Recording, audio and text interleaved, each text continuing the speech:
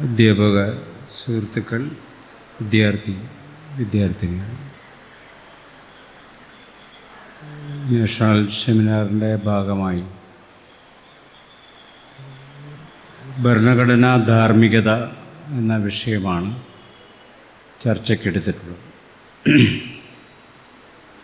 കേരളത്തിൽ കഴിഞ്ഞ വർഷം കേരള ഗവൺമെൻറ് തന്നെ ഒരു ഭരണഘടനാ സാക്ഷരതാ യജ്ഞം പ്രഖ്യാപിക്കുകയുണ്ടായി. ഇന്ത്യൻ ഭരണഘടന നിലവിൽ വന്ന് 73ാമത്തെ വർഷമാണ് ഇന്ത്യൻ നേഷൻ സ്റ്റേറ്റിലെ ഒരു സംസ്ഥാനം ഭരണഘടനാ സാക്ഷരതാ യജ്ഞം നടത്തുന്നത്. ഇത് ആ സന്ദർഭം നമ്മൾ വളരെ സൂക്ഷ്മവും ഗൗരവവുമായി മനസ്സിലാക്കേണ്ടതുണ്ട്. ഇന്ത്യൻ സ്റ്റേറ്റ് തന്നെ നമ്മളോട് സമ്മതിക്കുന്ന, ലോകത്തോട് സമ്മതിക്കുന്നൊരു കാര്യം, ഭരണഘടനാ കാര്യത്തിൽ ഞങ്ങൾ കേരളത്തിൽ ജീവിക്കുന്ന പൗരകൾ ഭരണഘടനയുടെ കാര്യത്തിൽ നിരക്ഷരരാണ് എന്ന് കേരള ഗവൺമെൻറ് തുറന്ന് പ്രഖ്യാപിച്ച ഒരു നിമിഷമായിരുന്നു ഭരണഘടനാ സാക്ഷരതാ യജ്ഞം എന്നത്. അത് എന്തുകൊണ്ടാണ് മലയാളികൾ ഭരണഘടനയുടെ കാര്യത്തിൽ നിരക്ഷരരായി തീർന്നത് എന്നത് മലയാളികളുടെ വ്യക്തിപരമായ ഒരു കുറ്റമോ മലയാളി സമൂഹത്തിൻ്റെ ഒരു കുറ്റമോ അല്ല. മറിച്ച് നമ്മളുടെ നേഷൻ സ്റ്റേറ്റ്, ദേശരാഷ്ട്രം, അതിൽ ജീവിക്കുന്ന പൗരന്മാരെ ഭരണഘടനയുടെ വിവിധ വശങ്ങളെക്കുറിച്ച് ബോധ്യപ്പെടുത്തുവാൻ സവിശേഷമായ ഒരു പദ്ധതിയും 70 വർഷമായിട്ട് ആലോചിക്കുകയോ പ്രാവർത്തികമാക്കുകയോ ചെയ്തില്ല എന്നതാണ് ദുഃഖകരമായ ഒരു സത്യം. നമ്മുടെ പാഠപുസ്തകങ്ങളിൽ പോലും ഒരുപക്ഷെ നിയമം പഠിക്കുന്ന വിദ്യാർത്ഥികൾ ഭരണഘടനയുടെ ചില ഭാഗങ്ങളൊക്കെ പഠിക്കുന്നുണ്ടാവാം. പക്ഷേ സാധാരണ നമ്മൾ വിദ്യാഭ്യാസം ചെയ്യുന്നൊരു തലമുറ ഒരു PG കോഴ്സിന് ശേഷം പോലും പുറത്തു വരുമ്പോൾ ഭരണഘടനയെക്കുറിച്ച്, ഇന്ത്യൻ ഭരണഘടനയെക്കുറിച്ച് പ്രാഥമികമായ ധാരണ പോലും അവർക്ക് കിട്ടുവാൻ അവരുടെ പാഠപുസ്തകങ്ങളോ അവരുടെ സിലബസോ അവരുടെ കരിക്കുലമോ അവരുടെ അധ്യാപക സമൂഹമോ ഉത്തരവാദിത്തപ്പെടുന്നില്ല എന്നൊരു കാര്യം കൂടി നമ്മുടെ മുന്നിലുണ്ട്. എന്തുകൊണ്ടായിരിക്കാം ഇന്ത്യ പോലെ ഇത്രയും വിശാലമായ ഒരു സമൂഹം ലോകത്തിലെ ഭരണഘടനാ രചനയുടെ ചരിത്രത്തിലെ അമേരിക്കൻ അനുഭവം കഴിഞ്ഞാൽ രണ്ടാമത്തെ വിപ്ലവമായി പരിഗണിക്കുന്ന ഇന്ത്യൻ ഭരണഘടന പഠിക്കേണ്ടതില്ല എന്ന്, നമ്മുടെ പാഠപുസ്തകങ്ങളുടെ അവിഭാജ്യ ഘടകമാകേണ്ടതില്ലെന്ന് ഇന്ത്യൻ ഭരണാധികാരികൾ എന്തുകൊണ്ടായിരിക്കാം തീരുമാനിച്ചത് എന്നത് നമ്മൾ ഈ നിമിഷത്തിൽ ആലോചിക്കേണ്ട ഒരു കാര്യമാണ്. ഇത് ആരെയെങ്കിലും ഭരിച്ച പാർട്ടികളെ കുറ്റം പറയുന്നതിൻ്റെയോ ഏതെങ്കിലും വിഭാഗത്തെ കുറ്റപ്പെടുത്തുന്നതിൻ്റെയോ കാര്യമല്ല. നമ്മൾ മൊത്തത്തിൽ ഒരു ദേശരാഷ്ട്രത്തിലെ പൗരസമൂഹമെന്ന നിലയിൽ നമ്മളെ റെഗുലേറ്റ് ചെയ്യുന്ന നിയമസംഹിതയെക്കുറിച്ചോ അതിൻ്റെ ദർശനത്തെക്കുറിച്ചോ അത് മുന്നോട്ട് വയ്ക്കുന്ന മനുഷ്യ സമൂഹ രാഷ്ട്ര സങ്കല്പത്തെക്കുറിച്ചോ നമ്മളുടെ പൗരന്മാർ അജ്ഞരാണ് എന്ന് പറയുന്നത് എത്ര ദയനീയമായൊരു കാര്യമാണെന്ന് നമ്മൾ മനസ്സിലാക്കണം. അതുകൊണ്ട് ഇന്ത്യൻ ദേശരാഷ്ട്രം, അത് ഭരിക്കുന്നവർ ഇന്ത്യയോട് കൂറുള്ളവരാണെങ്കിൽ അവരാദ്യം ചെയ്യേണ്ട ഒരു കാര്യം ഇന്ത്യൻ ഭരണഘടന ഇന്ത്യയിലെ കരിക്കുലത്തിൻ്റെ അവിഭാജ്യ ഘടകമാക്കി മാറ്റുക എന്ന്. ഇന്ത്യയിലെ ദേശീയ പ്രസ്ഥാനം ഇന്ത്യൻ സമൂഹത്തെക്കുറിച്ച് പഠിക്കുവാൻ, ഇന്ത്യൻ സമൂഹം എങ്ങനെയൊക്കെയാണ് ചിന്തിക്കുന്നത്, എങ്ങനെയൊക്കെയാണ് ജീവിക്കുന്നത് എന്നതിനുള്ള ഒരു ഇമാജിനേഷൻ നൽകുന്നു. അതിൽ നിന്ന് ഓറിയന്റലിസ്റ്റുകൾ എന്ന് പറയുന്ന വിഭാഗം യൂറോപ്യൻ പണ്ഡിതരാണ് ഓറിയന്റലിസ്റ്റുകൾ. ഓറിയന്റൽ സമൂഹങ്ങളെക്കുറിച്ച് പഠിക്കുന്ന വിഭാഗങ്ങൾ. അവർ ഇന്ത്യയെക്കുറിച്ച് പഠിക്കാൻ ചില മാതൃകകൾ മുന്നോട്ട് വെക്കുന്നു. മാർക്സിസം പോലെയുള്ള സിദ്ധാന്തങ്ങൾ ഇന്ത്യയെ പഠിക്കാൻ ചില മാർഗങ്ങൾ മുന്നോട്ട് വയ്ക്കുന്നു. ഈ 3 പ്രധാനപ്പെട്ട ധാരകളെ നമ്മൾ എടുത്ത് പരിശോധിക്കുമ്പോൾ ധാരകൾ ഏകപക്ഷീയമായൊരു സംഗതിയൊന്നുമല്ല. അതിലും ഉൾപ്പിരിവുകളുണ്ടാവാം. പക്ഷെ പൊതുവായ ചില പ്രവണതകൾ. ഒന്ന്, ഓറിയന്റലിസം എന്നത് ഇന്ന് വളരെ പ്രോബ്ലമാറ്റിക് ആയിട്ടുള്ളൊരു കാര്യമാണ്. അതായത് പാശ്ചാത്യ പണ്ഡിതർ പൗരസ്ത്യ ദേശങ്ങളെക്കുറിച്ച് പറഞ്ഞത് ശരിയാണോ എന്നതും ഒരു വലിയ തർക്ക വിഷയമാവുകയും അത് ഒരു ആധിപത്യ വാസനയോടുകൂടി കിഴക്കൻ സമൂഹങ്ങളെ, ഓറിയൻ്റൽ സമൂഹങ്ങളെ, പൗരസ്ത്യ സമൂഹങ്ങൾ അവികസിതമായ സമൂഹങ്ങളാണെന്നും വിചിത്രമായി ജീവിക്കുന്നവരാണെന്നും വളരെ അപൂർവമായ ചില വൈശിഷ്ട്യങ്ങൾ കൊണ്ടു നടക്കുന്നവരാണെന്നും അവർക്കിടയിലെ ബന്ധങ്ങൾ ഒട്ടും വികസിക്കാത്തതാണെന്നും മനുഷ്യരെന്ന നിലയിൽ പോലും വലിയ വളർച്ചയുള്ളവരല്ലെന്നുമൊക്കെ സ്ഥാപിച്ച നിരവധി പഠനങ്ങളാണ് ഓറിയൻ്റലിസ്റ്റുകൾ യഥാർത്ഥത്തിൽ പുറത്തുവിട്ടിട്ടുള്ളത്. മാക്സ് മുള്ളർ തുടങ്ങിയ പണ്ഡിതരെല്ലാം ഈ ഓറിയൻ്റലിസ്റ്റ് കാറ്റഗറിയിൽ വരുന്ന വിഭാഗങ്ങളാണ്. അവർ ഇന്ത്യയെക്കുറിച്ച് പഠിച്ചിട്ട് അവർ മുന്നോട്ട് വെച്ച പ്രധാനപ്പെട്ട ഒരു തീസിസ് ഇന്ത്യ എന്നത് വേദങ്ങളുടെ നാടാണ് എന്നതായിരുന്നു. തീർച്ചയായും ഇന്ത്യയിൽ 4 വേദങ്ങൾ ഉണ്ട് എന്നുള്ളൊരു യാഥാർത്ഥ്യമാണ്. വേദങ്ങൾ മാത്രമല്ല, അതിന് അനുബന്ധമായ ഇതിഹാസങ്ങളും ഉപനിഷത്തുകളും ഒക്കെ അത്തരം ചിരപുരാതനമായ കുറേയേറെ ഗ്രന്ഥങ്ങൾ, ചില വ്യവഹാര മാതൃകകൾ ഇന്ത്യയിലുണ്ട് എന്നുള്ളൊരു തർക്കമറ്റ വസ്തുതയാണ്. പക്ഷെ അതുമാത്രമല്ല ഇന്ത്യ എന്നതും തർക്കമറ്റൊരു വസ്തുതയാണ് നമ്മൾ മനസ്സിലാക്കുന്നത്.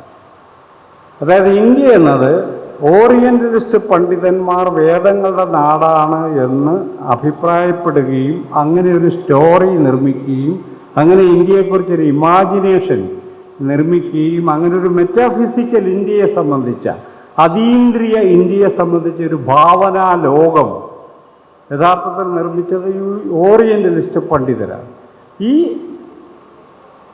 അതിഭാവുകത്വത്തിൻ്റേതായ ഈ ലോകമാണ് ഇന്ത്യ. അത് അദ്വൈതത്തിൻ്റെയും ഋഷികളുടെയും സന്യാസിമാരുടെയും വേദങ്ങളുടെയും ഉപനിഷത്തുകളുടെയും നാട്, വിചിത്ര ആചാരങ്ങളുടെയും നാടാണെന്നുള്ളൊരു സങ്കല്പം ഓറിയൻ്റലിസ്റ്റ് പണ്ഡിതർ നിർമ്മിച്ചതാണ്.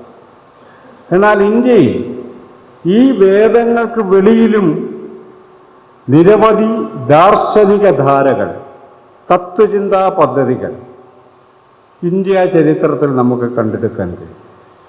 ഈ വേദങ്ങൾക്ക് സമാനമോ അതിന് പുറത്തുള്ളതോ ആയ നിരവധി പുണ്യഗ്രന്ഥങ്ങൾ അത് ബുദ്ധിസത്തിലോ ജൈനിസത്തിലോ സിഖ് മതത്തിലോ ഒക്കെ നമുക്ക് കണ്ടെടുക്കാൻ കഴിയും. സമാനമായ ഗ്രന്ഥങ്ങൾ കണ്ടെടുക്കാൻ കഴിയും. പൂജനീയമായ ഗ്രന്ഥങ്ങൾ കണ്ടെടുക്കാൻ കഴിയും. വ്യത്യസ്തമായ നിരവധി ആചാര അനുഷ്ഠാനങ്ങൾ നമുക്ക് കണ്ടെടുക്കാൻ കഴിയും. നമ്മളിന്ന് കാണുന്ന ഈ ക്ഷേത്ര കേന്ദ്രീകൃതമായ ആചാര അനുഷ്ഠാനങ്ങൾ നിർമ്മിക്കപ്പെട്ടിട്ട് പോലും കൂടുതൽ നൂറ്റാണ്ടുകളായിട്ടില്ല എന്നാണ് ചരിത്ര പണ്ഡിതന്മാരുടെ അഭിപ്രായം. അതൊരു ട്രാൻസ്ഫോർമേഷനിലൂടെ രൂപപ്പെട്ടത്. ഇതൊക്കെ ചിരപുരാതനമായ 10,000 കൊല്ലമായിട്ട് ഇതിങ്ങനെ തന്നെ നിൽക്കുകയായിരുന്നു എന്നത് ഈ ഓറിയൻ്റലിസ്റ്റ് നിർമ്മിതിയിലൂടെ നമ്മൾ എത്തിച്ചേരുന്ന ഭ്രാന്തമായ അടിസ്ഥാനരഹിതമായ ഒരു സങ്കല്പനം. ഇന്ത്യ എന്നത് മെറ്റാഫിസിക്കൽ വേൾഡ് മാത്രമല്ല, മറിച്ച് ഇവിടെ പണിയെടുത്തും ഉൽപാദനം നടത്തിയും ഭക്ഷിച്ചും പ്രത്യുൽപാദനം നടത്തിയൊക്കെ വസ്തുനിഷ്ഠമായി ജീവിച്ച മനുഷ്യർ കൂടിയാണ് നമ്മളെപ്പോഴും അതിഭൗതികമായ വ്യവഹാരങ്ങളിൽ മാത്രം ജീവിച്ചവരൊന്നുമല്ല. പക്ഷേ ഓറിയൻ്റലിസ്റ്റ് പണ്ഡിതർ നമ്മളോട് അതാ പറയും.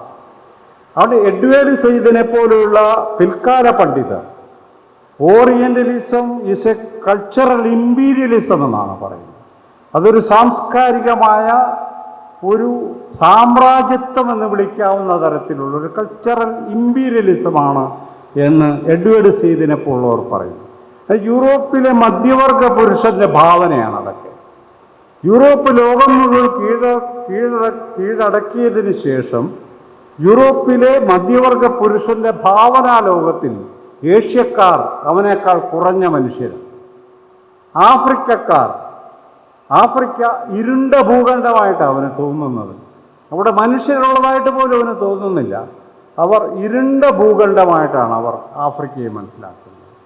ആഫ്രിക്കയിലെ സ്ത്രീകളെ അവിടെ നിന്നും പിടിച്ചു കൊണ്ടുവന്ന് പ്രദർശന വസ്തുക്കളായി ടിക്കറ്റ് വെച്ച് സ്ത്രീകളെ കാണിച്ച പാരമ്പര്യമുള്ള നാടാണ് യൂറോപ്പ് എന്ന് നമ്മൾ അറിയണം. എന്ന് പറയുന്നത് യൂറോപ്പിലെ ബ്ലാക്ക് സ്ത്രീകൾ ലൈംഗിക ശേഷിയിൽ അതിഭീകരമായ വാസനയുള്ളവരാണെന്നുള്ള കെട്ടുകഥയ്ക്കകത്ത് സ്ത്രീകളെ പിടിച്ചു കൊണ്ടുവന്ന് വലിയ ഷോറൂമുകൾ ഉണ്ടാക്കി ടിക്കറ്റ് വെച്ച് സ്ത്രീകളെ കാണിച്ച തെമ്മാടികൾ ജീവിച്ച സ്ഥലമാണ് യൂറോപ്പ് എന്ന് നമ്മൾ അറിയണം. അപ്പം ഇവരൊക്കെ ആഫ്രിക്ക കണ്ടെത്തുന്നതിന് മുമ്പ് അവിടെ മനുഷ്യർ ജീവിച്ചിരുന്നു എന്ന് അവർക്കറിയില്ല. അതവർക്ക് ബാധകമായ കാര്യമാണ്. ഏഷ്യയിലെ മനുഷ്യർ, ഇന്ത്യയിലെ മനുഷ്യർ ഫുൾ ടൈം വേദങ്ങളും ഇതിഹാസങ്ങളും തലേ ചുമന്നുകൊണ്ട് നടക്കായിരുന്നു അവർ വിചാരിക്കുന്നത് മാത്രമാണ്. അങ്ങനെ ആയിരുന്നില്ല ഇന്ത്യ. ഇന്ത്യയിലെ കുറേ മനുഷ്യരൊക്കെ വേദങ്ങളും ഇതിഹാസങ്ങളൊക്കെ തലേ ചുമന്നുകൊണ്ട് നടന്നിട്ടുണ്ടാവാം, അത് വ്യാഖ്യാനിച്ചിട്ടുണ്ടാവാം, പുസ്തകങ്ങൾ എഴുതിയിട്ടുണ്ടാവാം, ആത്മാവിനെക്കുറിച്ച് സംസാരിച്ചിട്ടുണ്ടാവാം. ബുദ്ധനോട് ചോദിച്ചു, ആത്മാവുണ്ടോ, മരണാനന്തര ജീവിതമുണ്ടോ? എനിക്കറിയില്ലെന്നാ അദ്ദേഹം പറഞ്ഞൊരു ഉത്തരം. എനിക്കറിയില്ല എന്നാ. ബുദ്ധിസത്തിൽ അവ്യക്താനി എന്ന് പറയുന്ന 10 ചോദ്യങ്ങളുണ്ട്. ആ 10 ചോദ്യങ്ങളും ഈ അദ്വൈതമടക്കമുള്ള തത്വചിന്താ പദ്ധതികൾ അന്വേഷിക്കുന്ന മർമ്മപ്രധാനമെന്ന് അവർ പറയുന്നു. അദ്വൈത വേദാന്തികൾ പറയുന്ന കാര്യങ്ങളെക്കുറിച്ചുള്ള 10 ചോദ്യങ്ങൾക്കും എനിക്ക് അറിയില്ല എന്ന ഉത്തരം പറഞ്ഞ ആളാണ് ബുദ്ധൻ. ബുദ്ധൻ ഇന്ത്യക്കാരനല്ലെന്ന് ആർക്കെങ്കിലും പറയാൻ പറ്റുമോ? ബുദ്ധ പാരമ്പര്യം, ബൗദ്ധ പാരമ്പര്യം ഇന്ത്യയിൽ ഇല്ലാത്തതാണെന്ന് നമുക്ക് പറയാൻ പറ്റും, ഉള്ളതാണ്. അനേകായിരം വിശ്വാസധാരകൾ നമ്മുടെ ഈ കേരളത്തിൽ പോലും 19-ാം നൂറ്റാണ്ടിൽ, കൂടുതലൊന്നും പോകണ്ട പുറകോട്ട് നോക്കിക്കേ, ആയിരക്കണക്കിന് റാവുകളും കുടിവെപ്പുകളുമായി നൂറുകണക്കിന് വിശ്വാസങ്ങൾ ജീവിച്ച മനുഷ്യരാണ് നമുക്ക്. നമ്മൾ ഇന്ന് കാണുന്ന ഈ ആചാരാനുഷ്ഠാനപരതയും പൊതുവൽക്കരണം എന്ന് വിളിക്കപ്പെടുന്ന സംസ്കൃതൈസേഷനും ഒക്കെ ഉണ്ടായിട്ടൊരു 50-60 വർഷത്തേക്കുള്ളായിട്ടില്ല കേരളത്തിൽ. എന്നിട്ട് നമ്മൾ വിചാരിക്കുന്നത് 5000 കൊല്ലമായിട്ട് കേരളം ഇങ്ങനെയാണെന്നാണ്. ഈ തെറ്റിദ്ധാരണയിലേക്ക് നമ്മളെ നടത്തിക്കൊണ്ടു പോകുന്നത് ഓറിയൻ്റലിസ്റ്റ് ഇമാജിനേഷൻ ആണെന്നാണ് ഞാൻ പറഞ്ഞത്. രണ്ടാമതൊരു സംഗതി ദേശീയ പ്രസ്ഥാനത്തിൻ്റെ ഒരു ഇമാജിനേഷനാണ്. ദേശീയ പ്രസ്ഥാനത്തിൻ്റെ ഇമാജിനേഷൻ അത് ഇന്ത്യ എന്നത് വ്യത്യസ്ത മതവിഭാഗങ്ങൾ ജീവിക്കുന്നൊരു ഇടമാണ്. വ്യത്യസ്ത മതവിഭാഗങ്ങൾ ജീവിക്കുന്നൊരിടമാണ്. ബ്രിട്ടീഷുകാരാണ് നമ്മളെ തകർത്തെറിഞ്ഞ ഒരു വിഭാഗം. അതുകൊണ്ട് ബ്രിട്ടീഷ് വിരുദ്ധ യുദ്ധമാണ് നമ്മുടെ ദേശീയ പ്രസ്ഥാനത്തിൻ്റെ മുഖമുദ്ര. മഹാത്മാഗാന്ധി ആണ് ദേശീയ പ്രസ്ഥാനത്തെ ജനകീയവൽക്കരിച്ച പ്രാമാണികനായ നേതാവ്. ജനഹൃദയങ്ങളിൽ വലിയ ആഴത്തിൽ സ്വാധീനിക്കാൻ കഴിഞ്ഞ വ്യക്തിയാണ്. ഒരുപക്ഷെ 20-ാം നൂറ്റാണ്ട് ഘട്ടത്തിൽ വെച്ച് ഏറ്റവും പ്രഗത്ഭനായ ലോകമനുഷ്യരിൽ ഒരാളാണ് ഗാന്ധി. ഇക്കാര്യത്തിലൊന്നും ആർക്കും തർക്കമുന്നയിക്കേണ്ടതില്ല. ആ ഗാന്ധിയുടെ നേതൃത്വത്തിൽ ദേശീയ പ്രസ്ഥാനത്തിൻ്റെ പ്രധാനപ്പെട്ട മുഖമുദ്രയായിട്ടുള്ള ബ്രിട്ടീഷ് വിരുദ്ധതയെ റെക്ടിഫൈ ചെയ്യുന്നൊരു വാചകം ഹിന്ദു സ്വരാജിൽ ഗാന്ധി പറയുന്നു. കഴിഞ്ഞ 10,000 വർഷങ്ങളായി ഏകോദര സഹോദരങ്ങളെപ്പോലെ ജീവിക്കുകയായിരുന്നു ഇന്ത്യക്കാർ. അതിനെ തകർത്തത് ബ്രിട്ടീഷ് ഭരണമാണ്. ഇത് സത്യമാണോ? ഞാൻ സത്യമാണെന്ന് വിചാരിക്കുന്നില്ല. ഞാനത് സത്യമാണ്, ഗാന്ധി പറഞ്ഞതുകൊണ്ടത് സത്യമാണെന്ന് ഞാൻ എന്തായാലും വിചാരിക്കുന്നു. ഇനി അത് അംബേദ്കർ പറഞ്ഞാലും സത്യമാണെന്ന് ഞാൻ വിചാരിക്കില്ല. കാരണം അത് ചരിത്രവുമായി യോജിക്കുന്നൊരു കാര്യമല്ല. ഇന്ത്യയിൽ ഒരു കാലത്തും ഇന്ത്യക്കാരെല്ലാം ഏകോദര സഹോദരങ്ങളെപ്പോലെ ജീവിച്ച ഒരു പാരമ്പര്യം ഇന്ത്യക്കില്ല. ഇത് കരതലാമല എന്നൊക്കെ പണ്ട് മലയാള അധ്യാപകൻ പറയുന്ന കയ്യിലെ നെല്ലിക്ക പോലെ വ്യക്തമായിരിക്കെ നമ്മൾ പക്ഷെ അങ്ങനെ വിചാരിക്കാം. ബ്രിട്ടീഷുകാർ വന്ന് തകർത്ത അല്ലെ നമ്മളങ്ങ് സുഖമായിട്ട് ജീവിക്കുമായിരുന്നു നമ്മൾ വിചാരിക്കും. ഈ ഇമാജിനേഷൻ ഇന്ത്യയുടെ ആത്മാവിനെ കണ്ടെത്തുന്നതിൽ നിന്നും നമ്മളെ തടഞ്ഞു നിർത്തി. ഇന്ത്യ എങ്ങനെ ജീവിക്കുന്നു, ഇന്ത്യൻ ഗ്രാമങ്ങളിൽ മനുഷ്യരെങ്ങനെ ജീവിക്കുന്നു എന്ന ചോദ്യത്തിന് ഉത്തരമില്ലാതെ നമ്മൾ ഇരുട്ടിൽ തപ്പുന്ന സ്ഥിതിയാണ്. ഞാൻ സംസാരിക്കുന്ന സ്ഥലം ഒരു രാജവാഴ്ചയുടെ കേന്ദ്രത്തിൽ നിന്നാണ് സംസാരിക്കുന്നതെന്ന് എനിക്കറിയാം. അടിമക്കച്ചവടമുണ്ടായിരുന്ന ഒരു രാജ്യത്തിൻ്റെ കേന്ദ്രമായിരുന്നു കൊച്ചി എന്ന ഉത്തമ ബോധ്യമുണ്ട് എനിക്ക്. തൊട്ടടുത്ത മുളന്തുരുത്തി പള്ളിയിൽ അടിമച്ചന്ത നടന്ന സ്ഥലമാണെന്ന് കൃത്യമായ ബോധ്യം എനിക്കുണ്ട്. ഫോർട്ട് കൊച്ചി പള്ളിയിൽ ഞായറാഴ്ച മാത്രം പ്രാർത്ഥനയും ബാക്കി 6 ദിവസവും അടിമകളെ സൂക്ഷിച്ച സ്ഥലമായിരുന്നു ഫോർട്ട് കൊച്ചി പള്ളി എന്ന് എനിക്കറിയാം. അതുകൊണ്ട് ഗാന്ധി പറഞ്ഞാൽ ഞാൻ സമ്മതിക്കില്ലെന്നാണ് ഈ പറയുന്ന കാര്യം. ഗാന്ധിക്ക് അങ്ങനെയൊക്കെ പറയാം. ഗാന്ധിയുടെ അച്ഛൻ മുത്തച്ഛൻ അവിടുത്തെ പ്രധാനമന്ത്രിയായിരുന്നു. പക്ഷേ എൻ്റെ അനുഭവത്തിൽ, മലയാളിയുടെ അനുഭവത്തിൽ ഞങ്ങൾ ഏകോദര സഹോദരങ്ങളെപ്പോലെ ജീവിച്ചവരല്ല. പക്ഷേ ദേശീയ പ്രസ്ഥാനത്തിൻ്റെ തലതൊട്ടപ്പൻ നമ്മളോടത് പറയുന്നു, നമ്മളത് വിശ്വസിക്കുന്നു. പിന്നെ ഞാനത് പറഞ്ഞാൽ എൻ്റെ കോംപ്ലക്സ് ആണെന്നോട് വരെ നിങ്ങൾ പറഞ്ഞു കളയും. എനിക്കെന്ത് കോംപ്ലക്സ്? ഈ പള്ളിയിൽ ആൾക്കാരെ പിടിച്ചു കിട്ടിയിട്ടെന്ന് ഞാൻ പറഞ്ഞു എൻ്റെ കോംപ്ലക്സ് ആയിരുന്നു. It is A historical truth. അതൊരു ചരിത്ര സത്യമാണ്. അതിനെ അഭിസംബോധന ചെയ്യണം, കള്ളത്തരം കാണിക്കരുത് ചരിത്ര പണ്ഡിതന്മാർ. ഒരു 28 വയസ്സുള്ള വിനിൽ പോൾ എന്ന് പറയുന്ന ഒരു യുവ ഗവേഷകൻ ഒറ്റ പുസ്തകമെഴുതി തകർത്ത് കളഞ്ഞതാണ് കേരളത്തിൻ്റെ 100 വർഷത്തെ അക്കാദമിക പാരമ്പര്യമെന്ന് എല്ലാവരും മനസ്സിലാക്കുന്നത് നല്ലതാണ്. രാജൻ ഗുരുക്കളാണ് പെട്ടുപോയത്. രാജൻ ഗുരുക്കൾ. ഇത് ഞാൻ വെറുതെ പറയുന്നതല്ല. അടിമച്ചന്തകളെക്കുറിച്ചും അടിമക്കച്ചവടത്തെക്കുറിച്ചും അടിമക്കച്ചവടത്തിൻ്റെ എഗ്രിമെൻറ്റിനെ കുറിച്ചും വസ്തുതകൾ പുറത്തു വന്നപ്പോൾ നീണ്ട 3 മണിക്കൂർ പ്രഭാഷണം ഇപ്പോൾ നിങ്ങൾക്കെടുത്ത് നോക്കാം, യൂട്യൂബിലുണ്ട്. രാജൻ ഗുരുക്കൾ അടിമത്തത്തെക്കുറിച്ചുള്ള വാളുകൊണ്ടുള്ള ആക്രമണത്തെക്കുറിച്ചൊക്കെ ദീർഘമായി പറയുന്ന 3 മണിക്കൂർ പ്രഭാഷണം കേൾക്കാം.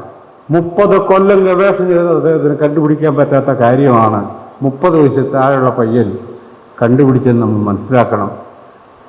അപ്പം അതുകൊണ്ട് ഇതൊക്കെ നിരുപദ്രവകരമായ അറിവാണെന്ന് ആരും കരുതല്ല. ഇത് ഞാൻ പറയുന്നു. മൂന്നാമത്തൊരു സംഗതി,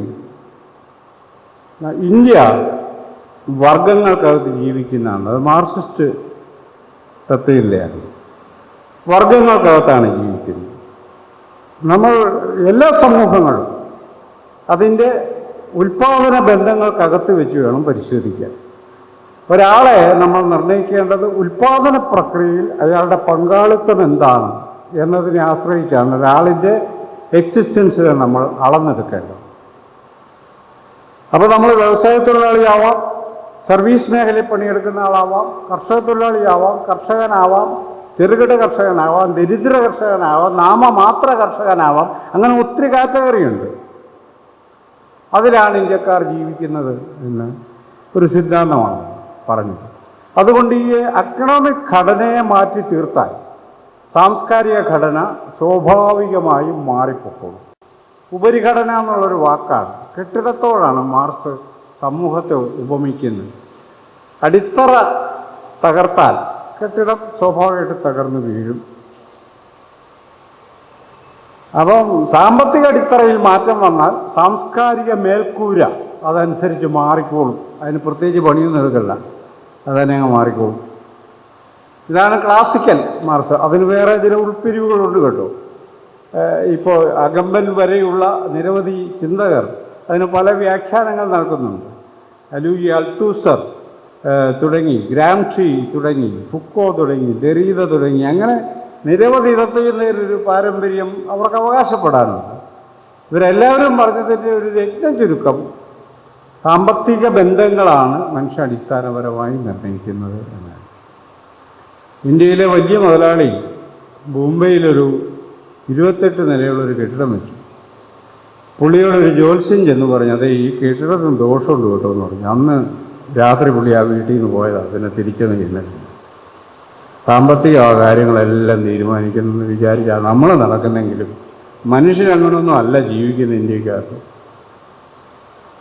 അപ്പോൾ ഈ സാമ്പത്തിക കാര്യങ്ങളാണെന്നുള്ള ഈ കെട്ടിടം പൊളിക്കാൻ നിങ്ങളെന്താ ചെയ്യുക? ഡോക്ടർ അംബേദ്കറുടെ ഒരു ചോദ്യം അത്. നമുക്ക് ഈ കെട്ടിടം ഒന്ന് പൊളിക്കണം, നിങ്ങൾ അടിത്തറയാണോ പൊളിക്കണം? ഒരു കാലത്ത് ഈ കെട്ടിടം നിങ്ങൾ പൊളിക്കാൻ ഉദ്ദേശിക്കുന്നില്ലെന്നാണ് അതിൻ്റെ അർത്ഥം.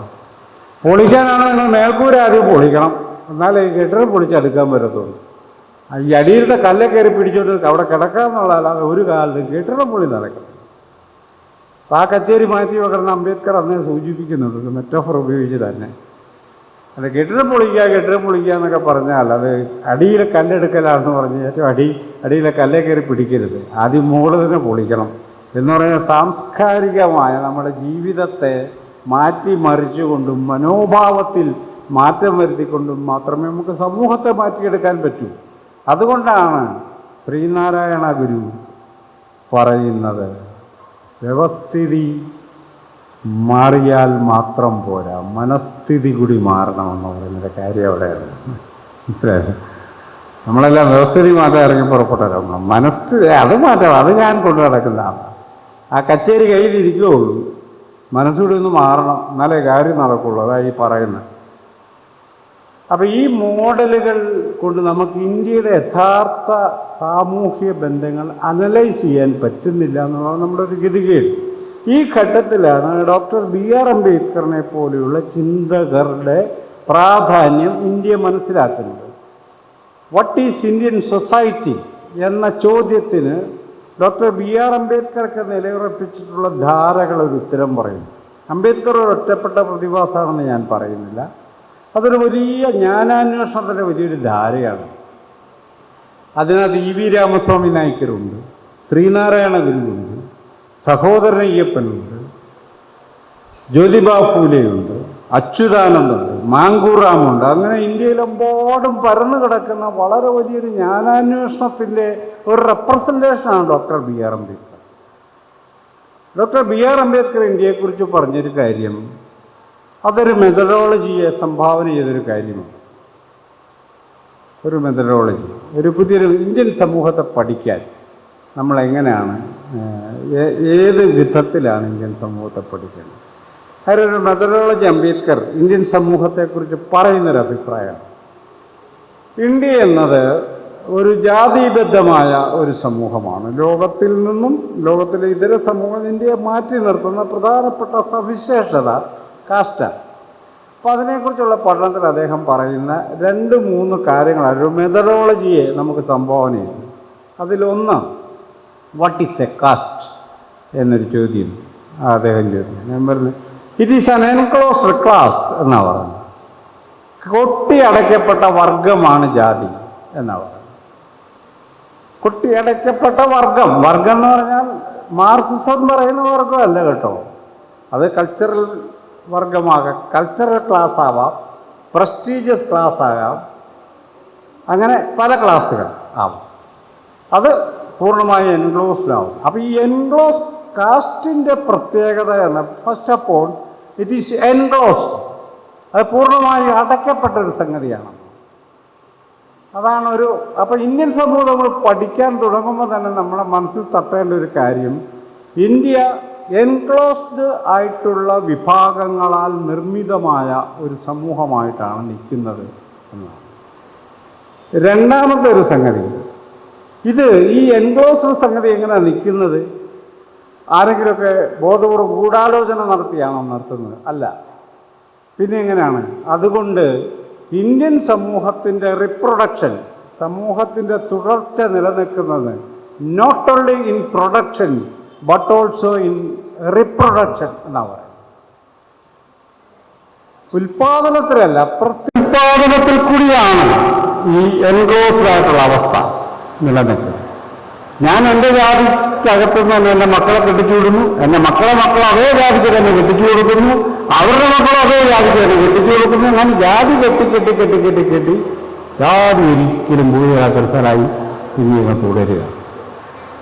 ജാതി ബാഹ്യ കല്യാണം നിരോധിക്കുന്നതിലൂടെയാണ് ജാതി ബലപ്പെടുന്നത് എന്നാണ് അംബേദ്കർ കണ്ടെത്തുന്നത്. മൂന്നാമതൊരു സംഗതി, സതി സമ്പ്രദായം പോലൊരു സമ്പ്രദായം എങ്ങനെയാണ് ഇന്ത്യക്കകത്തുണ്ടായത്? ലോകത്തൊന്നും കേട്ടുകഴിഞ്ഞില്ല സതി സമ്പ്രദായം പോലെ ഒരു സമ്പ്രദായത്തെ. പക്ഷെ ഇന്ത്യയിലുണ്ട്. ഭർത്താവ് മരിക്കുന്ന ചിതയിൽ ഭാര്യ ചാടി മരിക്കുന്നു, നിസ്വാർത്ഥയായ ഭാര്യ ചാടി മരിക്കുന്നു എന്നാണ് വിശ്വാസം. പക്ഷെ പലപ്പോഴും ബലം പ്രയോഗിച്ചൊക്കെയാണെന്നാണ് കേട്ടുകേൾവി. അതെന്തോ ആവട്ടെ, എന്തിനാണ് ഭാര്യയെ ചാടിച്ചാവുന്നത്? അത് സത്യസന്ധത കൊണ്ടാണെന്നാണ് നമ്മൾ പറയുന്നത്. ഭാര്യാഭർത്തൃ ബന്ധത്തിൻ്റെ ദൃഢത കൊണ്ടാണെന്നാണ്. നല്ല കാര്യം. കാസ്റ്റിന് നിലനിൽക്കണമെങ്കിൽ അതിലെ സ്ത്രീ പുരുഷ അനുപാതം ഏറെക്കുറെ തുല്യമായിരിക്കും. എക്സസ് സ്ത്രീ എന്ന് പറഞ്ഞാൽ പുരുഷനില്ലാത്ത സ്ത്രീ, പുരുഷൻ നഷ്ടപ്പെട്ട സ്ത്രീ അപകടകാരിയാണ്. രണ്ട് തരത്തിൽ. ഒന്നുകിൽ ആ കാസ്റ്റിലെ ഒരു പുരുഷനെ അവൾ തട്ടിയെടുക്കാം, എന്നാലൊരു പെണ്ണ് പിന്നെയും മിച്ചം വരും. അല്ലെങ്കിൽ ആ സ്ത്രീ അന്യജാതിയിലെ ഒരു പുരുഷന് കൂടെ പോവാം, അത് ജാതിക്ക് അപമാനമായി മാറും. രണ്ടായാലും അവളെ ഇല്ലാതാക്കുക എന്നുള്ളത് ജാതിയുടെ നിലനിൽപ്പിന് ആവശ്യമാണ്. ഒന്നുകിൽ കൊന്നുകളയുക, അല്ലെങ്കിൽ അടിച്ചേൽപ്പിക്കപ്പെട്ട വൈധവ്യം നിലനിർത്തുക എന്നുള്ളത്. അങ്ങനെയാണ് ഈ നമ്പൂതിരിമാരിൽ വർഷങ്ങൾ 18 വയസ്സുള്ള പെങ്കൊച്ചിൻ്റെ, അതായത് ഒരുത്തനെ കെട്ടുള്ളല്ലോ, മൂത്താളെ കെട്ടത്തുള്ളൂ ആചാരം അനുസരിച്ച്. മൂത്താൾക്ക് കല്യാണം കഴിക്കുക, ബാക്കിയുള്ളവരെല്ലാം സംബന്ധക്കാരാണ്. അപ്പോൾ ഈ പുള്ളി ഓടി നടന്ന് കെട്ടുക, കാരണം ഒത്തിരി പെണ്ണുങ്ങളുണ്ടല്ലോ. അപ്പോൾ 80ാമത്തെ വയസ്സിൽ ഈ മനുഷ്യൻ ചെന്ന് 18 വയസ്സുള്ളതിനെ കെട്ടുക. ഈ പോരുന്ന വഴിക്ക് തന്നെ ഈ പുള്ളി ചത്തുപോവുക. അപ്പോൾ ഈ 18കാരി എന്തായി? വിധവയായി. പിന്നെ പുറത്തിറങ്ങാൻ പറ്റിയല്ല, മുടി മുണ്ടനം ചെയ്ത് അകത്ത് ഇരുട്ടത്തിരുന്നോളന്നാണ്. ഇത്ര ഭീകരമാണ് നമ്മളെ അവസ്ഥ എന്നാലും ചോദിക്കും. That is what is caste. അതാണ് ജാതി. ജാതി എന്ന് കേൾക്കുമ്പോൾ അത് പട്ടിയാതിക്കാരല്ലോ കാര്യമാണ് നമുക്ക് പെട്ടെന്ന്. അങ്ങനെ അല്ല കേട്ടോ, എല്ലാവരും ബാധിക്കുന്ന കാര്യമാണ്, മുഴുവൻ ആൾക്കാരെയും ബാധിക്കുന്ന സംഭവമാണ്. അപ്പോൾ ഇതാ കാസ്റ്റിൻ്റെ ഒരു പ്രത്യേകതയുള്ളതാണ്. ഇതിൽ നിന്നും അംബേദ്കർ എത്തിച്ചേരുന്നൊരു നിഗമനമുണ്ട്. കാസ്റ്റ് എന്നത് ഒരു ജാതിക്ക് മാത്രമായിട്ട് നിൽക്കാൻ പറ്റില്ല, പല ജാതികൾക്ക് നിൽക്കാൻ പറ്റും. ജാതികൾ തമ്മിലുള്ള ബന്ധത്തിലാണ് സമൂഹം നിൽക്കുന്നത്. ചെയിൻ ഓഫ് കാസ്റ്റാണ്. ഒറ്റ കാസ്റ്റ് മാത്രമേ, ഒരു കാസ്റ്റ് മാത്രം എന്തിനാണ് നിൽക്കുക? മറ്റുള്ള ജാതിയായിട്ടുള്ള ബന്ധത്തിലാണ് നമ്മളെ തന്നെ ഐഡന്റിഫൈ ചെയ്യുന്നത്. അപ്പം ഈ ഒരു സ്ട്രക്ചർ, കാസ്റ്റ് ഹൈറാർക്കി എന്ന് പറയുന്ന സ്ട്രക്ചർ, മുകളിലേക്ക് പോകുന്തോറും ആഢ്യത്വവും താഴത്തേക്ക് വരുന്തോറും മ്ലേച്ഛത്വവും അടിച്ചേൽപ്പിക്കുന്ന ഒരു ഹൈറാർക്കിക്കൽ സിസ്റ്റമായിട്ടാണ് ഇന്ത്യൻ സമൂഹത്തെ അംബേദ്കർ ഡിഫൈൻ ചെയ്തത്. ഈ ഹൈറാർക്കി മുകളിലേക്ക് പോകുന്തോറും ആഢ്യത്വം കൂടി വരും, താഴത്തേക്ക് വരുന്തോറും മ്ലേച്ഛത്വം കൂടി വരും. ഏറ്റവും അടി വരുമ്പോൾ മ്ലേച്ഛത്വം മാത്രമേ കാണത്തുള്ളൂ, ഏറ്റവും മുകളിൽ ചെല്ലുമ്പം അവിടെ ആഢ്യത്വം മാത്രമേ കാണത്തുള്ളൂ. അതുകൊണ്ടാണ് നമ്മൾ ഈ ബ്രാഹ്മണര് 2 ജന്മമുള്ളവരും കാണപ്പെട്ട ദൈവങ്ങളൊക്കെ ആണെന്ന് ഇന്ത്യക്കാർ കരുതുന്നതിൻ്റെ കാര്യമല്ല. അവർ ഈ ഹൈറാർക്കിക്ക് ഏറ്റവും മുകളിലുള്ളവരാണ്. നമ്മളെപ്പോലെയുള്ള വ്യക്തികളാണ്. കഞ്ഞി കുടിക്കും കപ്പ തിന്നും ഒക്കെ ജീവിക്കുന്നവരാണ് അവർ. നമ്മൾ ലൈംഗിക ബന്ധത്തിൽ ഏർപ്പെട്ടും കുട്ടികളുടെ അച്ഛനായും അമ്മയായിട്ടൊക്കെ ജീവിക്കുന്ന, അവർക്ക് ഒരു പ്രത്യേകതയില്ല. പക്ഷെ നമ്മളാണ് സമ്മതിച്ചു കൊടുക്കത്തില്ല, അവർക്കെന്തോ പ്രത്യേകതയുണ്ടെന്ന് നമ്മളങ്ങനെ വിചാരിക്കുക. ഏറ്റവും കീഴ്ത്തട്ട് ആദിവാസി അല്ലെ ദളിതര് എന്നൊക്കെ കീഴ്ത്തത് ഒരാളും കൊള്ളിയായി നമ്മളൊന്ന് വിചാരിക്കുക. നമ്മൾ വെറുതെ നമുക്കൊരു തെളിവുമില്ല, പക്ഷെ നമ്മളങ്ങനെയാണ് വിചാരിക്കുന്നത്, അവർ കൊള്ളിയല്ല വിചാരിക്കുന്നത്. നിങ്ങളവിടെ കല്ലെടുത്ത് എറിയരുതെന്ന് പറഞ്ഞ് ആദിവാസിയെ കൈ പിടിച്ച് അകത്ത് കയറ്റിയിട്ട് അവന് റോഡിൽ കൂടി വലിച്ചോണ്ട് പോവുക. വലിച്ചോണ്ട് പോകുന്നതിന് ഒരു പ്രിക്ക് ഓഫ് കോൺഷ്യൻസ് തോന്നുന്നില്ല. വൈ? ബിക്കോസ് അവനറിയാം അവനൊക്കെ കുറഞ്ഞ ആളാ ആദിവാസി. അതിൻ്റെ കാര്യം. സ്ത്രീകളെ ആക്രമിക്കും പുരുഷന്മാർ. എന്ത് കാര്യം? യഥാർത്ഥത്തിൽ എസ്റ്റീം കൊണ്ട് സ്ത്രീകൾ നല്ല ബലപ്പെട്ടവരാണ്. ആന്തരികത കൊണ്ട് പുരുഷനേക്കാൾ ബലപ്പെട്ട ജന്തുക്കളാണ് യഥാർത്ഥത്തിൽ സ്ത്രീകൾ. പുരുഷ ജന്തുവിനേക്കാൾ എന്തുകൊണ്ടും എസ്റ്റീമുള്ളവരാണ്. പുരുഷന് എസ്റ്റീം ഇല്ലാത്തതുകൊണ്ടാണ് നീ ആക്രമണകാരി ആയിരിക്കുന്നത് കേട്ടോ. അതിൻ്റെ ഒരു സംഭവം. അവനതുകൊണ്ട് സ്ത്രീയെ ആക്രമിക്കും. എന്നാലും അവൻ വിചാരിക്കുന്നതന്നെ അവനൊക്കെ കുറഞ്ഞ ആളാണെന്ന് വിചാരിക്കും. അപ്പം ഇങ്ങനെ സ്ത്രീകൾ കുറഞ്ഞവരാണ്, ജാതിയിൽ കുറഞ്ഞവരാണ് എന്നൊക്കെ വിചാരിക്കുന്ന വിചിത്ര മനുഷ്യരാണ് നമ്മൾ. അതല്ല, നമ്മൾ നോർമൽ മനുഷ്യരാണ് നമ്മൾ കരുതരുത്. ഇന്ത്യയിൽ ഒരാൾ പോലും നോർമലാണെന്ന് ഞാൻ വിചാരിക്കുന്നില്ല. മുഴുവൻ മനുഷ്യരും അബ്നോർമൽ. പെരുമാറ്റം, സ്വന്തം പെരുമാറ്റം നമ്മൾ നോക്കി. ഒരു കാരണമില്ലാതെ ആൾക്കാരെ നമ്മൾ വീട്ടിൽ കയറ്റത്തില്ല. ഒരു കാരണമില്ലാതെ ആൾക്കാരെ കൂടെ നമ്മൾ ഭക്ഷണം കഴിക്കത്തില്ല. ഒരു കാരണമില്ലാതെ ആൾക്കാർക്ക് നമ്മൾ കെട്ടിച്ചു കൊടുക്കത്തില്ല. ഇങ്ങോട്ട് കെട്ടിയെടുക്കത്തുമില്ല. നമ്മൾ എന്ത് നോർമലാണ് ഈ പറയുന്നത്? Totally abnormal. അത് ഈ സിസ്റ്റം നമുക്ക് കൊണ്ടുതരുന്നൊരു സാധനമാണ്. മുകളിലേക്ക് പോകുന്ന ഒരു ആഠ്യത്വം കൂടിക്കൂടി വരുന്നത് അത് എന്ത് തെളിവാണെന്നുള്ളത്? എന്താ തെളിവ്? ഒരു തെളിവുമില്ല. പക്ഷെ നമ്മൾ അങ്ങനെ വിചാരിക്കും. കീഴ്ത്തട്ടിലേക്ക് വരുന്നതോറും മോശമാണ്. നമ്മൾ കരുതുമോ മോശമാണ്? പണ്ട് ആഫ്രിക്കയിൽ നിന്ന് സ്ത്രീകളെ കൊണ്ടുവന്ന പ്രൊഫസർ നടത്തിയ പോലെയാണ് കീഴ്ത്തട്ടിൽ. ഇപ്പോൾ രാത്രി കാലങ്ങളിൽ തൃപ്പൂണിത്തുറ ടൗണിൽ കറുത്ത ബോഡിയുള്ള സ്ത്രീകൾ നടക്കുവാണ്. അവരെല്ലാം കുഴപ്പക്കാരാണ് നമ്മൾ വിചാരിക്കും. അങ്ങനെ തെളിവൊന്നും നമുക്കില്ല. കഴിഞ്ഞ ഒരു 15 വർഷമായിട്ട് കേരളത്തിൽ പിടിക്കപ്പെട്ട സ്ത്രീ കുറ്റവാളികൾ മുഴുവൻ പേരും വെളുത്തവരാ. ഒരാൾ പോലും കറുത്ത ബോഡിയുള്ളവരല്ല. എന്നിട്ട് നമ്മൾ വിചാരിക്കുക കറുത്തവർ മുഴുവൻ കക്കാൻ വേണ്ടി ഇറങ്ങിയേക്കുവാണ്. എന്ത് വിചിത്രമായ മനോഭാവം! നമുക്കൊരു തെളിവുമില്ല. ഈ മുൻവിധിയാണ് ഇന്ത്യക്കാരുടെ ശാപമെന്ന് പറയാം. അതാണ് that is what is caste. കാസ്റ്റിൽ നിന്നാണ് ഈ മുൻവിധി നമുക്ക് കിട്ടുന്നത്. അപ്പം അതുകൊണ്ട് നമ്മൾ സ്വതന്ത്ര പൗരന്മാരല്ല. എന്താണ് നമ്മളെ സ്വതന്ത്ര പൗരന്മാരിൽ നിന്നും തടയുന്ന വസ്തുത എന്ന് ചോദിച്ചാൽ ജാതിയുടെ മുൻവിധികളാണ്. അപ്പം ഈ ഹൈറാർക്കി സൊസൈറ്റിയിൽ മാത്രമല്ല, ജ്ഞാനത്തിൽ ഏറ്റവും വലിയ ജ്ഞാനം ഏതാണ്? ഇന്ത്യക്കാരൻ ഉത്തരം പറയും, ബ്രഹ്മജ്ഞാനമാണ്. എന്താണ് ബ്രഹ്മജ്ഞാനം? അത് ബ്രഹ്മത്തെക്കുറിച്ചുള്ള അറിവ്. എന്താണ് ബ്രഹ്മം? ബ്രഹ്മം എന്താണ്? പിന്നെ കൺഫ്യൂഷൻ തുടങ്ങും. അവിടെ മുതൽ ആരംഭിക്കും കൺഫ്യൂഷൻ. അഹം ബ്രഹ്മാസ്മി എന്നാണ് നമ്മൾ പഠിക്കുന്നത്. ഞാൻ ബ്രഹ്മമാണ്. അതാണ് ഏറ്റവും വലിയ അറിവിൻ്റെ നിറകുടമായി നിൽക്കുന്ന ഒരു മനുഷ്യൻ്റെ പ്രഖ്യാപനമാണ് അഹം ബ്രഹ്മാസ്മി എന്ന് പറയുന്നത്. ഞാൻ തന്നെയാണ് ബ്രഹ്മം. ബ്രഹ്മം എന്നത് പ്രപഞ്ചത്തിൻ്റെ ആത്യന്തികമായ സത്യമാണ്. അൾട്ടിമേറ്റ് റിയാലിറ്റിയാണ്. അതിൻ്റെ മൈക്രോസ്കോപ്പിക് രൂപമാണ് ഞാൻ എന്നാണ് അഹം ബ്രഹ്മാസ്മി എന്നതിൻ്റെ അർത്ഥം. ഈ മൈക്രോസ്കോപ്പിക് വേൾഡിൻ്റെ ഒരു മൈക്രോസ്കോപ്പിക് ആയിട്ടുള്ള രൂപമാണ് ഞാൻ. I M Brahman. ഞാൻ ബ്രഹ്മമാകുന്നതോടെ എനിക്കുള്ള സൗകര്യം എന്താണെന്ന് വെച്ചാൽ എനിക്ക് പുറത്തൊരു യാഥാർത്ഥ്യമില്ല എന്നാണ് ഞാൻ പറയുന്നതിൻ്റെ അർത്ഥം. എനിക്ക് പുറത്തുള്ള മനുഷ്യജന്തുക്കൾ പോലും എന്നെ സംബന്ധിച്ച് ബാധകമാകുന്നവരല്ല. അതുകൊണ്ടാണ് ഞാൻ ബ്രഹ്മമാണെന്ന് പ്രഖ്യാപിച്ചാൽ പിന്നെ എന്നെ നിങ്ങൾ കാണത്തില്ല. എന്നെ നിങ്ങൾ കണ്ടാലും ഞാൻ നിങ്ങളെ കാണത്തില്ല. അതെനിക്ക് നല്ല ഉറപ്പുണ്ടാക്കാൻ. പിന്നെ അത് ഏതെങ്കിലും സ്ഥലത്ത് പോയി ധ്യാനത്തിൽ അവസാനിക്കുന്ന മനുഷ്യജീവി. ഞാനൊരു കൊച്ച കാര്യം ചോദിക്കുന്നു. മനുഷ്യർ മുഴുവൻ ധ്യാനം ചെയ്യുവാണെങ്കിൽ ലോകത്തിന് ഗതിയുണ്ടാവും. നമ്മളൊരു മാതൃകയാണല്ലോ അന്വേഷിക്കുന്നത്. മനുഷ്യവംശത്തിന് മുന്നോട്ട് പോകാനൊരു മാതൃകയാണ് അന്വേഷിക്കുന്നത്. നമ്മളെല്ലാവരും അങ്ങ് തത്വജ്ഞാനികളായി. നമ്മളെല്ലാം ബ്രഹ്മാന്നങ്ങ് തോന്നി. നമ്മളെല്ലാം രാവിലെ മുതൽ വൈകുന്നേരം വരെ ധ്യാനിക്കുക. എന്താകും ലോകത്തിൻ്റെ അവസ്ഥ? എന്താദർശമാണ് നമ്മളീ പറയുന്നത്? കഞ്ഞി കുടിക്കണ്ടേ? ഭക്ഷണം കഴിക്കണ്ടേ? ധ്യാനിച്ച് കഴിഞ്ഞ് എഴുന്നേറ്റ് വരുന്നതിന് കഴിക്കണ്ടേ? ആര് കൊണ്ട് തരുമെന്നാണ് ഈ പറയണം. അപ്പം നമ്മുടെ ജ്ഞാനം, ബ്രഹ്മജ്ഞാനം ഏറ്റവും വലിയ ജ്ഞാനമാകുന്നതോടെ പുറന്തള്ളുന്നത് എന്താണെന്നറിയാവോ? പ്രാക്ടിക്കൽ ജ്ഞാനമാണ്. എന്ന് പറയാൻ നമുക്കുള്ള ജ്ഞാനം, പണിയെടുക്കുന്നവർക്കുള്ള ജ്ഞാനം, ഭൂമിയിൽ കുനിഞ്ഞ് പുല്ല് പറിക്കുന്നവർക്കുള്ള ജ്ഞാനം, കൃഷി ചെയ്യുന്നവർക്കുള്ള ജ്ഞാനം, കസേര ഉണ്ടാക്കുന്നതിന് ജ്ഞാനം, വൈദ്യുതി ഉണ്ടാക്കുന്നതിന് ജ്ഞാനം, അതൊക്കെ പ്രാതിഭാസികമായ വിജ്ഞാനമാണ്. Phenomenal knowledge, valueless knowledge. Ultimate knowledge is valued knowledge.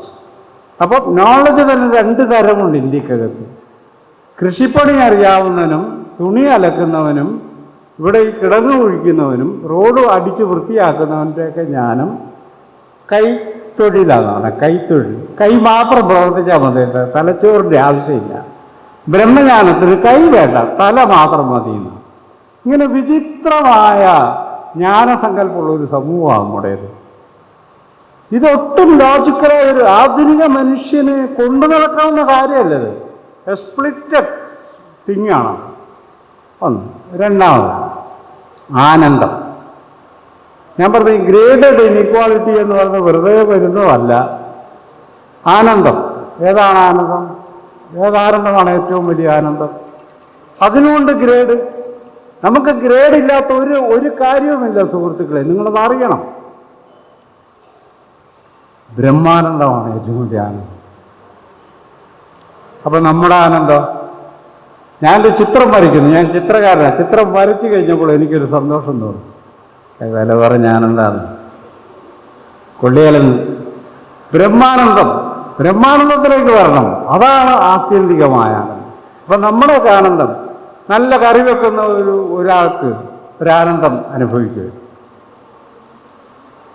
അതൊക്കെ ഇത്രാധിവാസികമായ കാര്യത്തെക്ക് നിങ്ങൾ ഇങ്ങോട്ട് വന്നില്ല. നമുക്ക് അൾട്ടിമേറ്റ് റിയാലിറ്റിയെ കുറിച്ച് സംസാരിക്കാമെന്ന്.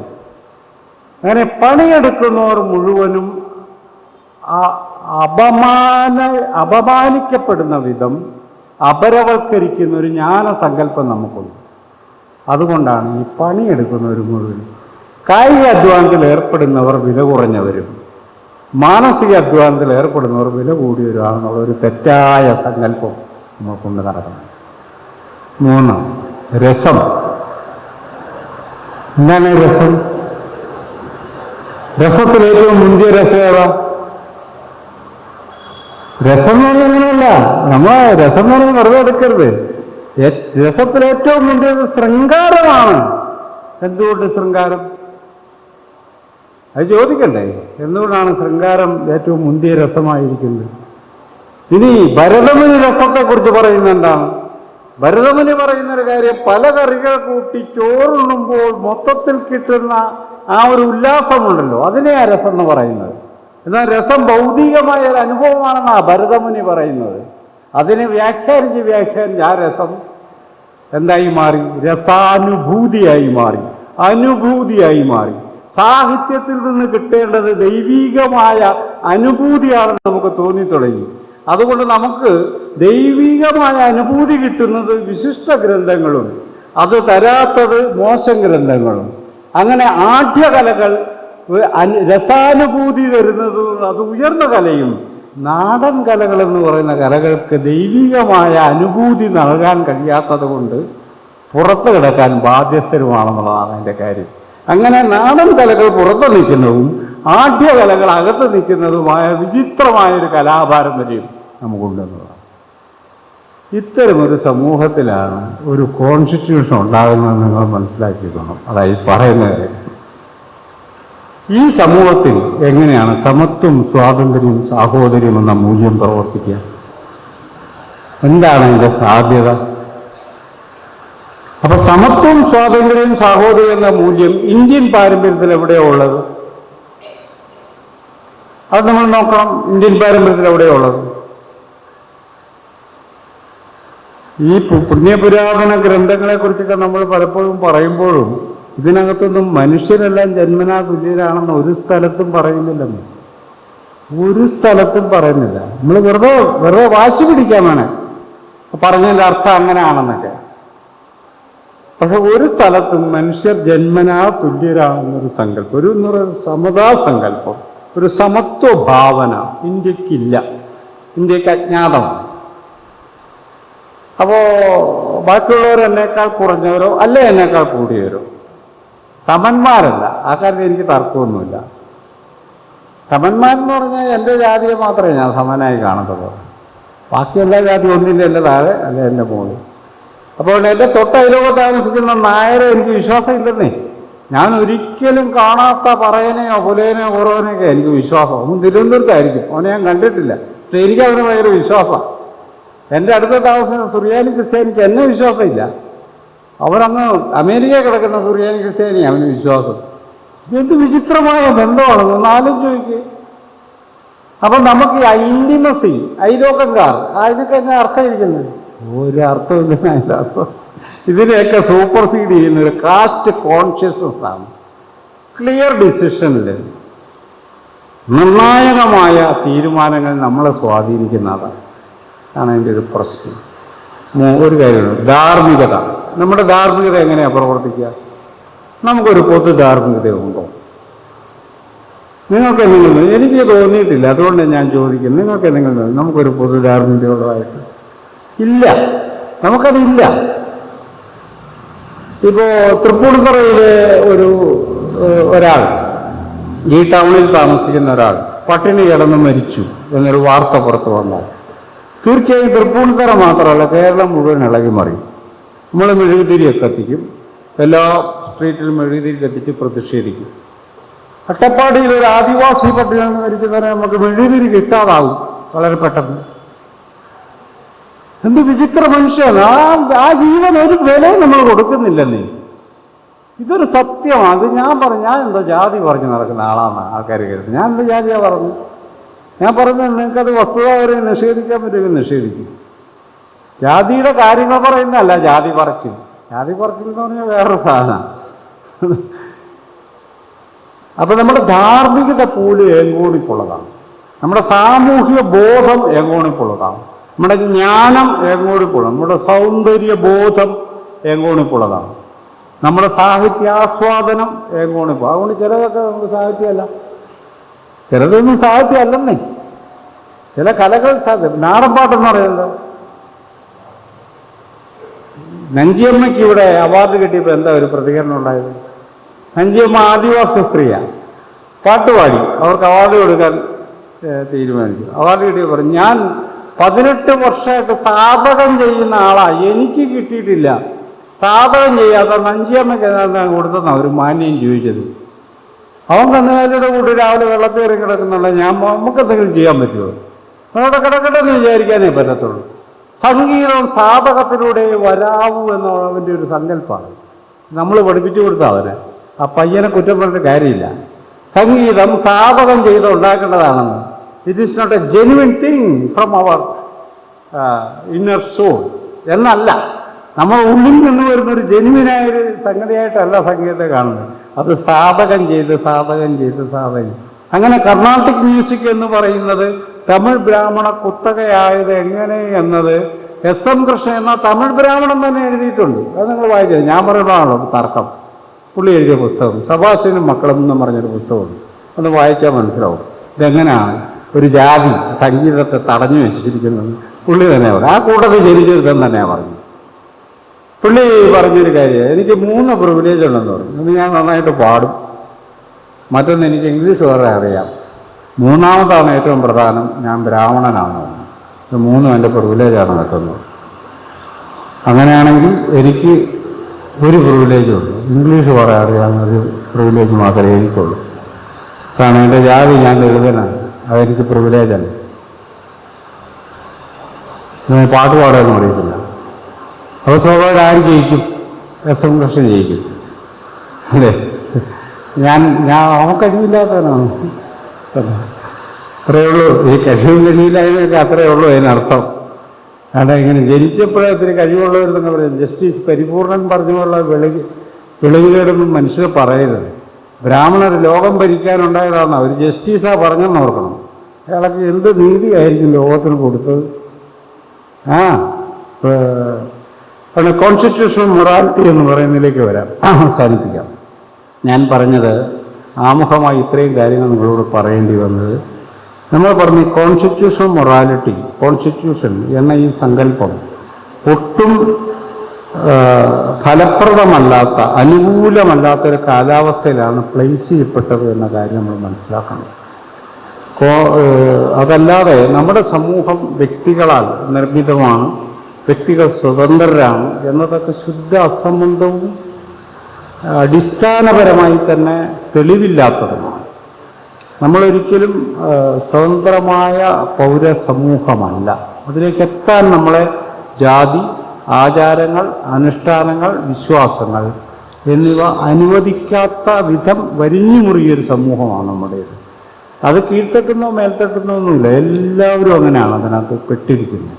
അതിൽ നിന്ന് പുറത്ത് കടക്കാതെ നമുക്കൊരു സ്വതന്ത്ര മനുഷ്യരായി തീരാതെ നമുക്ക് ആധുനിക ജനാധിപത്യത്തിൻ്റെ പെർഫോമൻസ് ആകാൻ പറ്റില്ല. പെർഫോമിംഗ് ഏജൻസി ഇല്ല ഇന്ത്യൻ ഭരണഘടനയ്ക്ക്. അതാണ് ഇന്ത്യൻ ഭരണഘടന നേരിടുന്ന ഏറ്റവും കനത്ത വെല്ലുവിളി. ഇന്ത്യൻ ഭരണഘടന ഇവിടെ നടപ്പിലാകണം എന്ന് പറയുന്നൊരു സോഷ്യൽ ഏജൻസി ഇന്ത്യക്കകത്ത് പ്രവർത്തിക്കുന്നില്ല. അത് പ്രവർത്തിക്കുന്നുണ്ട്. അത് ഏതാണെന്ന് ചോദിച്ചാൽ ഏറ്റവും കീഴ്ത്തട്ട ഭരണഘടന വേണമെന്ന് പറയുന്നത്. മുകൾത്തട്ടിന് ഭരണഘടനയുടെ ആവശ്യമില്ല, ഭരണഘടന വേണ്ടെന്നാണ് അവർ പറയുന്നത്.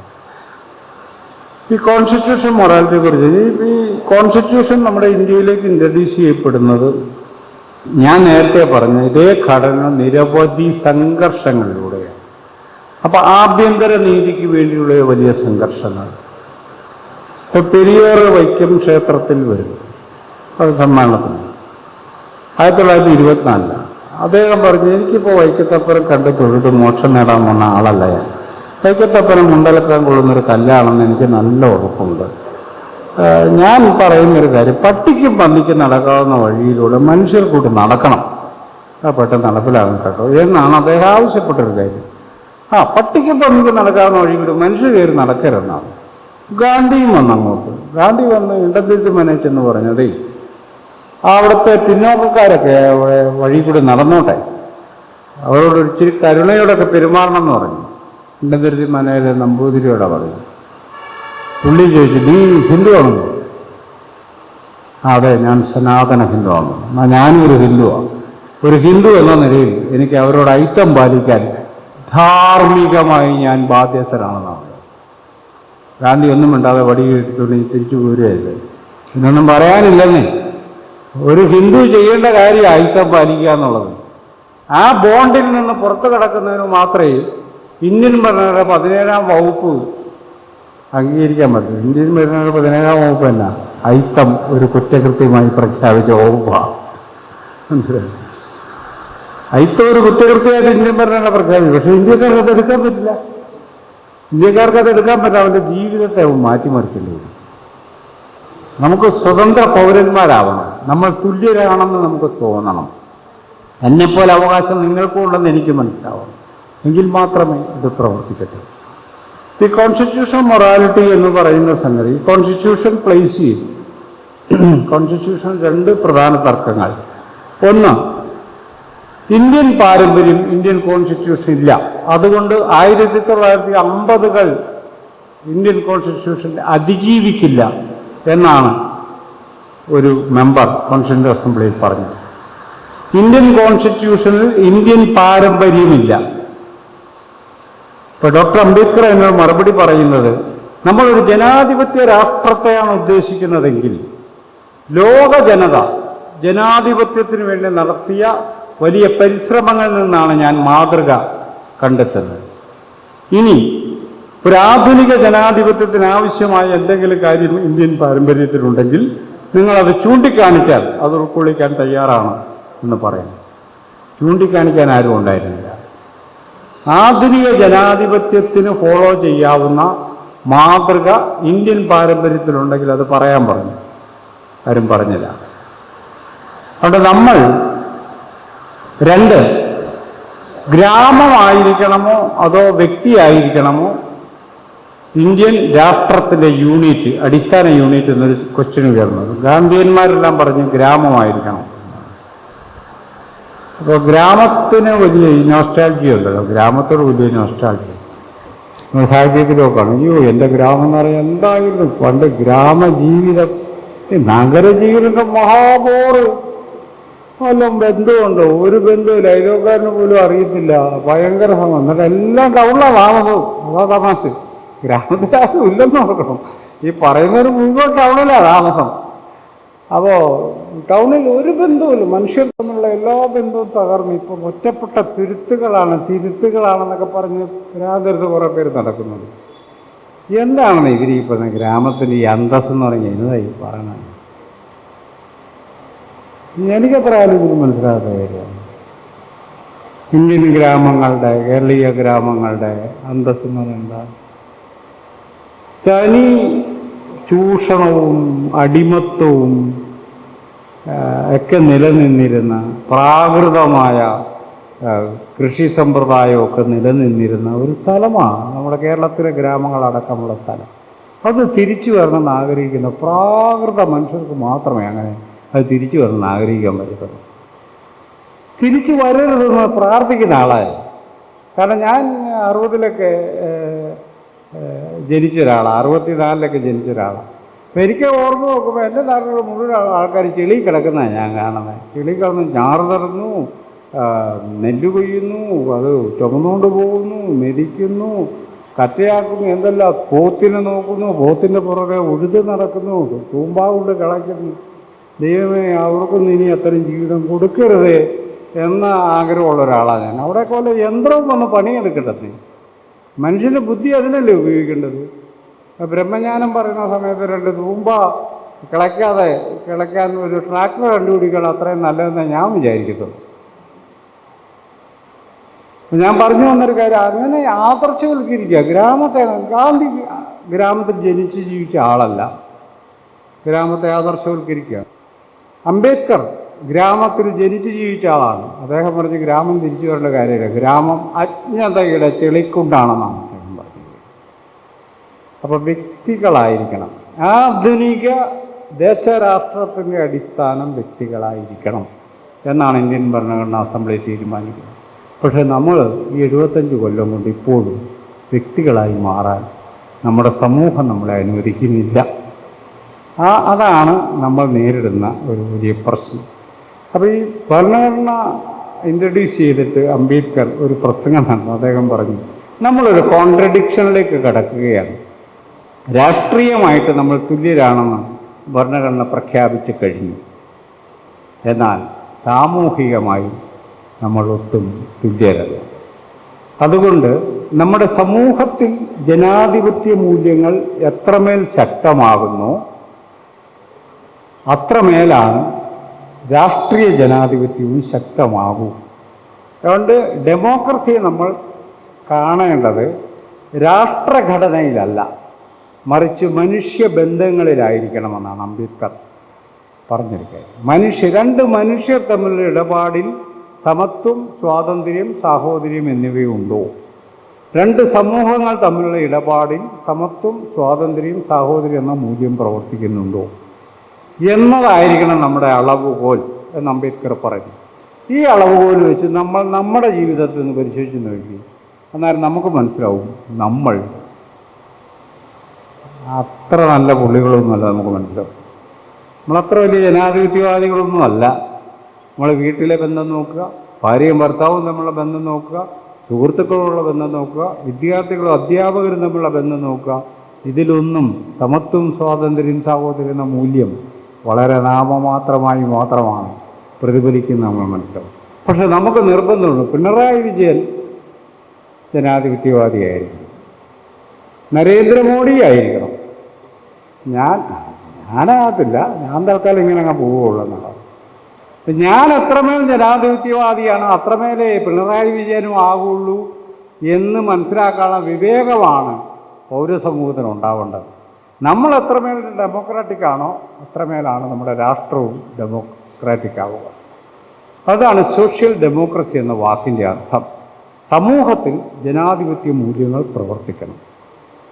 ആ ജനാധിപത്യ മൂല്യങ്ങളുടെ ബലത്തിലാണ് രാഷ്ട്രം ജനാധിപത്യപരമായിരിക്കുന്നത്. ഇവിടെയാണ് 2 മൊറാലിറ്റികൾ തമ്മിലുള്ളൊരു ഏറ്റുമുട്ടലുണ്ടാവും. ഒന്ന് സോഷ്യൽ മൊറാലിറ്റി, സാമൂഹിക ധാർമ്മികത എന്ന് വിളിക്കാവുന്നു. സമൂഹം പിന്തുടരുന്നു എന്നതുകൊണ്ട് മാത്രം ഞാൻ പിന്തുടരുന്നതാണ് സാമൂഹിക ധാർമ്മികത. എൻ്റെ അപ്പനപ്പൂപ്പന്മാർ പിന്തുടർന്നുകൊണ്ട് ഞാനും പിന്തുടരുന്നു, അത്രയേ ഉള്ളൂ. എനിക്കത് ന്യായീകരണമൊന്നുമില്ല. സക്കറിയയുടെ പ്രൈസ് ദി ലോർഡ് എന്നുള്ള നോവലിൽ പറയുന്നില്ലേ, അതിന് സണ്ണി എന്ന് പറയുന്നൊരു കഥാപാത്രമാണ്. പുള്ളിക്ക് കേരള കോൺഗ്രസിൻ്റെ ഒരു ചെറിയ ദോഷം ഉള്ള ഒരാളാണ് എന്നാണ് സക്കറിയ പറയുന്നത്. കേരള കോൺഗ്രസിൻ്റെ ഒരു ദോഷമുണ്ടെന്നാണ്. ഞാൻ പക്ഷേ കോൺഗ്രസ്സാണ്. അതിൻ്റെ കാരണം എൻ്റെ അപ്പം കോൺഗ്രസ്സാണ്, അതുകൊണ്ട് ഞാൻ കോൺഗ്രസ്സാണ്. മനസ്സിലായില്ലേ? പുള്ളിയുടെ അപ്പം കോൺഗ്രസ്സായിരുന്നു, അതുകൊണ്ട് ഞാനും കോൺഗ്രസ്സാണ്. ഇത്രയേ ഉള്ളൂ. ഇതല്ലേ പറയാമല്ലോ, ഞാൻ ആദ്യം വരെ കമ്മ്യൂണിസ്റ്റ്, ഇനി മരിക്കുന്നവരെ ഞാൻ കമ്മ്യൂണിസ്റ്റ് ആയിരിക്കും എന്ന് പറയും. ചിന്തിക്കുന്നില്ലെന്നാ ഈ പറഞ്ഞതിൻ്റെ അർത്ഥം. ജനിച്ചപ്പോൾ 15 വയസ്സ് ചിലപ്പോൾ കമ്മ്യൂണിസ്റ്റ് ആയിരിക്കും, 50 വയസ്സ് ആകണമെന്ന് നിർബന്ധമൊന്നുമില്ല, ചിന്തിച്ചാൽ വേണേൽ ആകാതിരിക്കാം. പക്ഷെ നമ്മളങ്ങനെയല്ല, സമൂഹം അങ്ങനെ പിന്തുടരുന്നു. എൻ്റെ വീട്ടിലൊരു മരണം നടന്നു, അയലോക്കത്തെ വീട്ടിൽ നടന്നപ്പോൾ അവിടെ ചടങ്ങുണ്ടായിരുന്നു. എൻ്റെ വീട്ടിൽ ഞാൻ അവിടെ നടന്നല്ല, പിന്നെ ഇവിടെ നടന്നോണ്ടെന്നാ. അങ്ങനെയാണോ? എനിക്ക് തീരുമാനമൊന്നുമില്ലേ. ഞാൻ ചിന്തിക്കുന്ന ജന്തു അല്ലേ? ഇപ്പോൾ എൻ്റെ വീട്ടിലൊരു മരണം നടന്നപ്പോൾ ആചാരങ്ങളില്ലാത്ത കാരണം ബന്ധുക്കൾ വന്ന് വലിയ പ്രശ്നമുണ്ടായി. അവർ പറഞ്ഞു ഞങ്ങൾക്ക് റോളില്ലെന്ന് പറഞ്ഞു. അപ്പോൾ അവിടെ കിണ്ടി എടുത്ത് കൊടുക്കുക, പുല്ല് അരിഞ്ഞു കൊണ്ട് കൊടുക്കുക, പൂ കൊണ്ട് കൊടുക്കുക, വെള്ളം എടുത്ത് കൊണ്ട് കൊടുക്കുക, ഇങ്ങനെ കുറേ ജോലിയുണ്ടല്ലോ. അങ്ങനെ റോളില്ല അത്രയും. അപ്പോൾ ഞാൻ അവരോട് പറഞ്ഞു, ഇവിടെ ഒറ്റ റോളേ ഉള്ളൂ, മരിക്കാനുള്ള റോള് മാത്രമേ തരാൻ പറ്റുള്ളൂ എന്ന് പറഞ്ഞു. നിങ്ങൾക്ക് വേണം, നിങ്ങളെ വേണം ചേച്ചിയുടെ കൂടെ കുഴിച്ചിടാം, വേറെ ഒന്നും ചെയ്യാൻ പറ്റില്ല. അത് നമുക്ക് പറയാൻ പറ്റാത്ത എന്തല്ല, ഇവന് റോള് കൊടുക്കാൻ വേണ്ടിയാണ് ആൾക്കാർ മരിക്കുന്നത്. നിങ്ങൾ പോയി ചോദിക്കണമെന്നേ. അവിടെ പൂക്കളർപ്പിക്കാനുള്ള സംവിധാനം ചെയ്തിട്ടുണ്ടായിരുന്നു. പൂക്കളർപ്പിക്കാം ആദര സൂചകമായിട്ട്. ഇത് പൂജാരി തന്നെ വന്ന് അവിടെ പുകയും എല്ലാം വെച്ച് സംഭവം പീതൻ നമഹ എന്നൊക്കെ പറഞ്ഞ് കുറേ നമഹ പറഞ്ഞാലേ ശരിയാവുള്ളൂ എന്ന് എന്തിനാണ് വിചാരിക്കുന്നത്? എനിക്ക് സൗകര്യമില്ല, ഞാൻ ചെയ്തില്ല. ഞാൻ പറയുന്ന അങ്ങനെ ഞാൻ റാഡിക്കലായ ഒരു കാര്യം പറയല്ല. നമ്മൾ മറ്റുള്ളവർ ചെയ്തു, അതുകൊണ്ട് ഞാൻ ചെയ്തു. ഇതാണ് സോഷ്യൽ മൊറാലിറ്റിയുടെ സംഭവം. എനിക്ക് കഴിഞ്ഞിടെ ഒരു നടി പറഞ്ഞു, ഞാൻ എൻ്റെ ഭർത്താവിൻ്റെ വലിയ അനുസരണമുള്ള സ്ത്രീയായിട്ട് ജീവിക്കാൻ ആഗ്രഹിക്കുന്നുണ്ട്. അത് ജീവിച്ചോട്ടെ, അത് പറഞ്ഞു നടക്കണ്ടെന്നാണ് ഞാൻ പറഞ്ഞത്. ജീവിച്ചോട്ടെ, വളരെ സ്വാതന്ത്ര്യം. അത് വലിയ മാതൃകയൊന്നുമില്ല, അത് പറയുക. എത്ര നമുക്ക് പറയാനുള്ളൂ? അവർക്കങ്ങനെ ജീവിക്കാനുള്ള അവകാശമുണ്ട്. എത്രയോ വിഡ്ഢികളാണ് ലോകത്ത് ജീവിക്കുന്നത്. പക്ഷെ വിഡ്ഢിത്തം ഒരു അലങ്കാരമാണ് നമ്മളടുത്ത് വന്ന് പറയുന്നത്. അതേ ഞാൻ പറയുന്നത്. അപ്പം അതുകൊണ്ട് ഈ ആചാരാനുഷ്ഠാനങ്ങൾ പാലിക്കരുതെന്ന് ഞാൻ പറയുന്നില്ല. പാലിക്കുമ്പോൾ നമുക്കൊരു വിവേകം വേണമെന്നാണ് ഞാൻ പറയുന്നത്. ഒരു വിവേകമില്ലാതെ അവർ ഉള്ളതുകൊണ്ട് അതിന് സോഷ്യൽ മൊറാലിറ്റി അങ്ങനെയാണ്. പണ്ട് മുതലേ ഉള്ളതുകൊണ്ട് നമ്മളത് പിന്തുടരും. Constitution morality is something different from social morality. Constitution morality എന്ന് പറയുന്നത്, നമുക്കൊരു കോൺസ്റ്റിറ്റ്യൂഷൻ ഉണ്ടായിക്കഴിഞ്ഞാൽ നമ്മുടെ ഇടയിലെ പ്രശ്നങ്ങൾ പരിഹരിക്കാൻ പുതിയൊരു മാതൃക രൂപപ്പെട്ടിരിക്കുന്നു എന്നാണ് അതിൻ്റെ അർത്ഥം. ഞാനും നിങ്ങളും തമ്മിലൊരു വഴക്കുണ്ടായാൽ പണ്ട് നമ്മൾ തമ്മിൽ തല്ലി തീർക്കേണ്ടി വരും. ഇപ്പം അങ്ങനല്ല. നമ്മൾ തമ്മിലൊരു തർക്കമുണ്ടെങ്കിൽ ആ തർക്കം പരിഹരിക്കാൻ ഒരു ഏജൻസി, ഒരു ഫോർമാറ്റ് ഇവിടെയുണ്ട്. ആ ഫോർമാറ്റിലൂടെയാണ് അത് പരിഹരിക്കുക. അതിന് നമ്മൾ രണ്ടുപേരും സന്നദ്ധരാവണം. നമ്മൾ രണ്ടുപേരുടെ അഭിപ്രായ വ്യത്യാസമായി നിലനിൽക്കുമ്പോഴും ഈ കോമൺ പ്രൊസീജിയറിൽ നമുക്ക് രണ്ടുപേർക്കും വിശ്വാസമുണ്ടാവണം. എന്ന് പറഞ്ഞാൽ കോൺസ്റ്റിറ്റ്യൂഷനിൽ നമ്മൾ അടിയുറച്ച് വിശ്വസിക്കണം. നമുക്ക് അഭിപ്രായ വ്യത്യാസം കാണും, അത് വേറെ കാര്യം. ഈ അഭിപ്രായ വ്യത്യാസമുള്ളപ്പോഴും നമുക്ക് രണ്ടുപേർക്കും ആദരവോടെ കാണുന്ന ഒരു കോൺസ്റ്റിറ്റ്യൂഷൻ അവിടെ ഉണ്ടാവുക. ആ കോൺസ്റ്റിറ്റ്യൂഷൻ പ്രൊസീജിയർ നമ്മൾ പാലിക്കുക, അത് അംഗീകരിക്കുക, അതിനോട് ആദരവുണ്ടായിരിക്കുക എന്നതാണ് കോൺസ്റ്റിറ്റ്യൂഷൻ മൊറാലിറ്റിയുടെ ഒന്നാമത്തെ കാര്യം എന്ന് പറയുന്നത്. കോൺസ്റ്റിറ്റ്യൂഷൻ മൊറാലിറ്റിയിൽ കോൺസ്റ്റിറ്റ്യൂഷൻ മുന്നോട്ട് വെക്കുന്നൊരു ധാർമ്മികതയുണ്ട്, ഒരു ജീവിതക്രമമുണ്ട്, മനുഷ്യ സങ്കല്പമുണ്ട്. അത് നമ്മൾ പാലിക്കാൻ ബാധ്യസ്ഥമാണ്. അതിലൊന്ന്, ജാതിയുടെയോ മതത്തിൻ്റെയോ വർണ്ണത്തിൻ്റെയോ ഭാഷയുടെയോ പ്രദേശത്തിൻ്റെയോ ലിംഗത്തിൻ്റെയോ പേരിൽ ഇന്ത്യയിലെ ഒരാൾ പോലും വിവേചിക്കാൻ പാടുള്ളതല്ല എന്നാണ് ഇന്ത്യൻ ഭരണഘടന പറയുന്നത്. അപ്പോൾ നമ്മൾ അങ്ങനെ ഒരു വിവേചനത്തിൽ ഏർപ്പെടാതിരിക്കാൻ നമുക്ക് പറ്റണം എന്ന് പറഞ്ഞാൽ why? Because we are citizens of India. ഈ സിറ്റിസൺഷിപ്പ് വന്നിരിക്കുന്നത് ഭരണഘടനയിൽ നിന്നാണ്. ആ ഭരണഘടന പറയുന്ന കാര്യമാണ്, നിങ്ങൾ ആൾക്കാരുടെ വിവേചനം കാണിക്കരുതെന്ന്. നമ്മൾ വിവേചനം കാണിക്കാം, പക്ഷേ നമ്മൾ വിവേചനം കാണിക്കും. എന്തുകൊണ്ടാണ് വിവേചനം കാണിക്കുന്നത്? സോഷ്യൽ മൊറാലിറ്റിയിൽ നിന്ന് നമ്മൾ പഠിച്ചു വെച്ചിരിക്കുന്നു. സ്ത്രീകളെ എൻ്റെ ഭാര്യയ്ക്ക് ഞാൻ എല്ലാ സ്വാതന്ത്ര്യവും കൊടുത്തിട്ടുണ്ടെന്നാണ്. അപ്പം ഞാനാരാണാവോ ഈ സ്വാതന്ത്ര്യം കൊടുക്കുക? ഇവന് സ്വാതന്ത്ര്യത്തിന് കച്ചവടക്കാരനാണ്. ഇങ്ങനെ ആർക്കെങ്കിലും കൊടുക്കുന്നതല്ല സ്വാതന്ത്ര്യം. സ്വാതന്ത്ര്യം ഒരു ജീവിതാവസ്ഥയാണ്. അത് ഭർത്താവ് കൊട്ടക്കണക്കിന് കോരി രാവിലെയും വൈകുന്നേരവും ഔൺസ് കണക്കിന് കൊടുക്കുന്നതല്ല സ്ത്രീകളുടെ സ്വാതന്ത്ര്യം എന്ന് പറയുന്നത്. അപ്പോൾ അതൊക്കെ ശുദ്ധ വിവരക്കേടാ, വിഡ്ഢിത്താ പറയുന്നത് എന്ന് പോലും അറിയത്തില്ല. പക്ഷേ വലിയ മാന്യന്മാരായിട്ട് പറയുന്ന സംഭവം. ഞാൻ എൻ്റെ ഭാര്യയ്ക്ക് എല്ലാ സ്വാതന്ത്ര്യവും കൊടുക്കും. കാര്യം പറഞ്ഞാൽ ഞാൻ സോഷ്യലിസ്റ്റൊക്കെ, പക്ഷേ എൻ്റെ തറവാട്ടിൽ ഈ കാര്യം നടക്കുകയായിരുന്നു കേട്ടോ. അപ്പോൾ കാര്യം നടക്കുകയാണ് നമുക്ക് ഉറപ്പായി.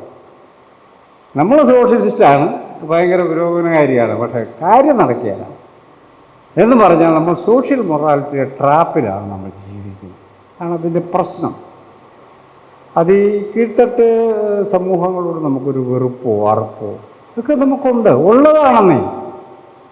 എന്തിനാണെന്ന് ചോദിച്ചാൽ നമുക്കറിയത്തില്ല. എന്തിനാ അവരോട് വെറുപ്പെന്ന് ചോദിച്ചാൽ നമുക്കറിയത്തില്ല.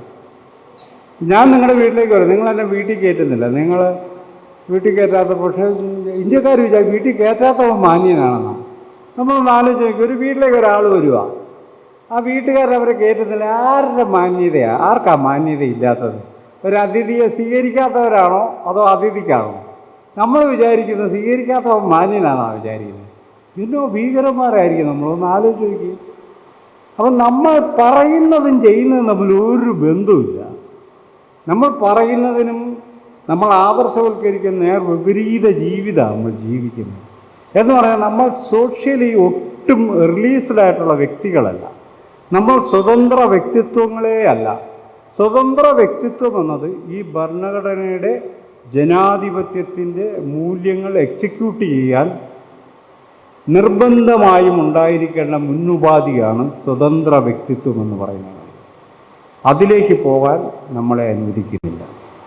അപ്പോൾ സോഷ്യൽ മൊറാലിറ്റിയാണ് അതിൻ്റെ ട്രാപ്പ്. ഈ സോഷ്യൽ മൊറാലിറ്റിയുടെ സംഗതികൾ ഇങ്ങനെ വിപുലപ്പെടുത്തി അതിന്നൊരു മത രാഷ്ട്രവാദമായി മാറിയിട്ടുണ്ട്.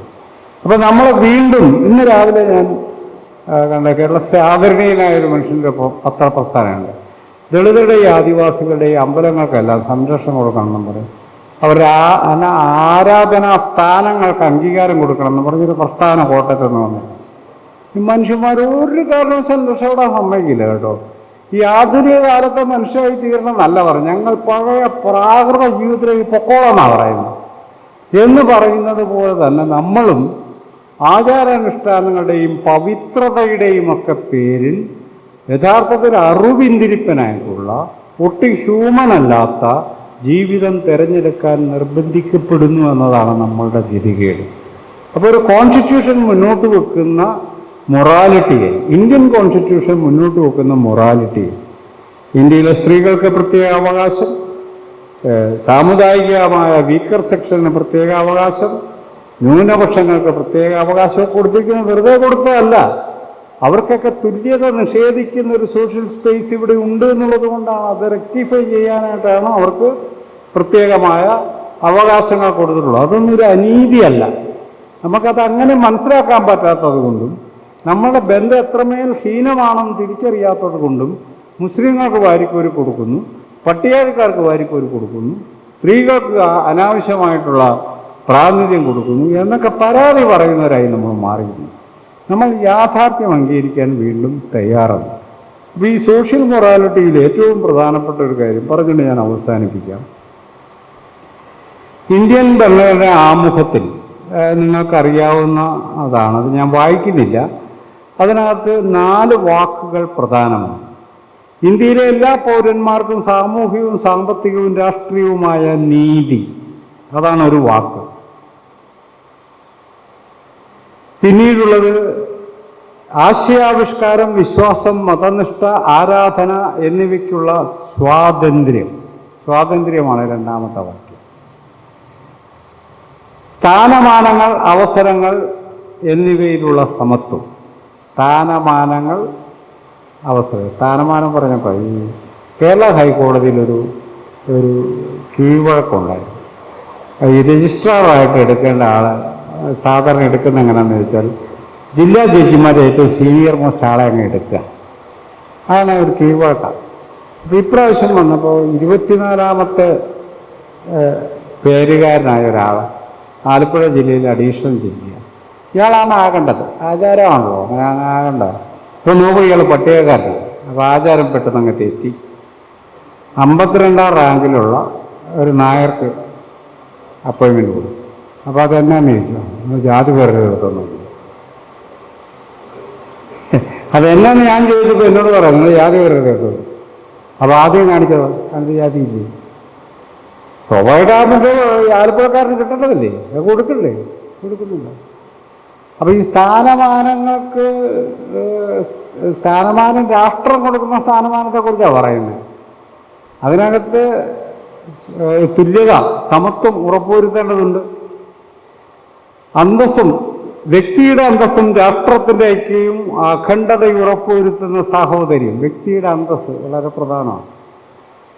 അപ്പോൾ അന്തസ്സും ഗ്രേഡഡായിട്ട് മനസ്സിലാക്കുന്നതാണ്. ചിലർക്കൊന്നും അന്തസ്സില്ല, ആത്മാവില്ല എന്നൊക്കെയാണ് നമ്മൾ മനസ്സിലാക്കിയിട്ടുള്ളത്. ഈ അടിമത്തത്തിൻ്റെ ഈ ഇന്ത്യൻ കൾച്ചറൽ ഇമ്പീരിയലിസത്തിൻ്റെ വലിയൊരു പ്രത്യേകത, അവർ കീഴ്ത്തട്ടിനെ ആക്രമിക്കുകയല്ല ചെയ്യുന്നത്. കീഴ്ത്തട്ടിലെ മനുഷ്യർക്ക് ആത്മാവില്ലെന്നാണ് അവർ വിചാരിക്കുന്നത്. They are not a social agencies. അവർക്ക് ആത്മാവില്ല. ആത്മാവെന്ന് പറയുന്നത് ഞാൻ ഈ അതിഭൗതിക ഇന്ത്യയിൽ പറഞ്ഞ ആത്മാവിനെ കുറിച്ചല്ല. അവന് ആന്തരിക വികാരങ്ങളില്ലാത്ത ആൾക്കാരാണ് അവർ കരുതുന്നത്. മറിച്ച് നമ്മളെപ്പോലെ ചിന്തിക്കുന്ന, നമ്മളെപ്പോലെ ആശയങ്ങൾ രൂപീകരിക്കാൻ ശേഷിയുള്ളവരാണ് എല്ലാ മനുഷ്യരും, സ്ത്രീകളും പുരുഷന്മാരും ഒക്കെ എന്ന് മനസ്സിലാക്കാനുള്ള വിവേകം നമ്മുടെ സോഷ്യൽ മൊറാലിറ്റി നമുക്ക് തരുന്നില്ല. അതുകൊണ്ട് ഇന്ത്യൻ ഭരണഘടനയിലെ വിവിധ വകുപ്പുകൾ പ്രകാരം ഒരു സ്വതന്ത്ര പൗരന് വേണ്ട എല്ലാ അവകാശങ്ങളും ഉറപ്പുവരുത്തിയിട്ടുള്ള ഒരു ഭരണഘടനയാണ് നമുക്കുള്ളത്. അത് മുന്നോട്ട് വെക്കുന്ന ഒരു ധാർമ്മികത, കോൺസ്റ്റിറ്റ്യൂഷണൽ മൊറാലിറ്റി എന്ന് പറയുന്ന ആ ധാർമ്മികത പിൻപറ്റുന്നതിൽ ഇന്ത്യൻ സമൂഹം അതിൻ്റെ ആന്തരിക ദൗർബല്യം കൊണ്ട് തന്നെ തീരെ ദുർബലമാണ് എന്നതാണ് കാര്യം. അതിനെ ശക്തിപ്പെടുത്തേണ്ടതിന് പകരം ഭരണഘടനയെ നിരന്തരം ദുർബലപ്പെടുത്തുന്ന പണിയിലാണ് നമ്മളെല്ലാം ഏർപ്പെട്ടിട്ടുള്ളത്. യഥാർത്ഥത്തിൽ ഈ ഘട്ടത്തിൽ ഭരണഘടനയുടെ ധാർമ്മികത ഉയർത്തിപ്പിടിക്കുന്ന ഒരു പൗരജീവിതം നയിക്കുക എന്നുള്ളതാണ് നമ്മൾ ചെയ്തത്. ഏതെങ്കിലും വിഭാഗത്തിനെതിരെ ചെയ്യുന്ന കേവലമായ അതിക്രമങ്ങൾ, ഒരു ബ്രാഹ്മണിക്കൽ പാട്രിയാർക്കി എന്ന് വിളിക്കാവുന്ന ഒരു വ്യവസ്ഥയ്ക്കകത്താണ് ഇന്ത്യ ജീവിക്കുന്നത്. കാസ്റ്റ് ആൻഡ് പാട്രിയാർക്കി, ഇത് രണ്ടുമാണ് നമ്മളുടെ പ്രധാനപ്പെട്ട വികാസത്തെ തടഞ്ഞു നിർത്തുന്ന പ്രധാനപ്പെട്ട കാര്യം. അതിനോട് വിമർശനപരമായൊരു സമീപനം എടുക്കാൻ നമുക്ക് കഴിയും.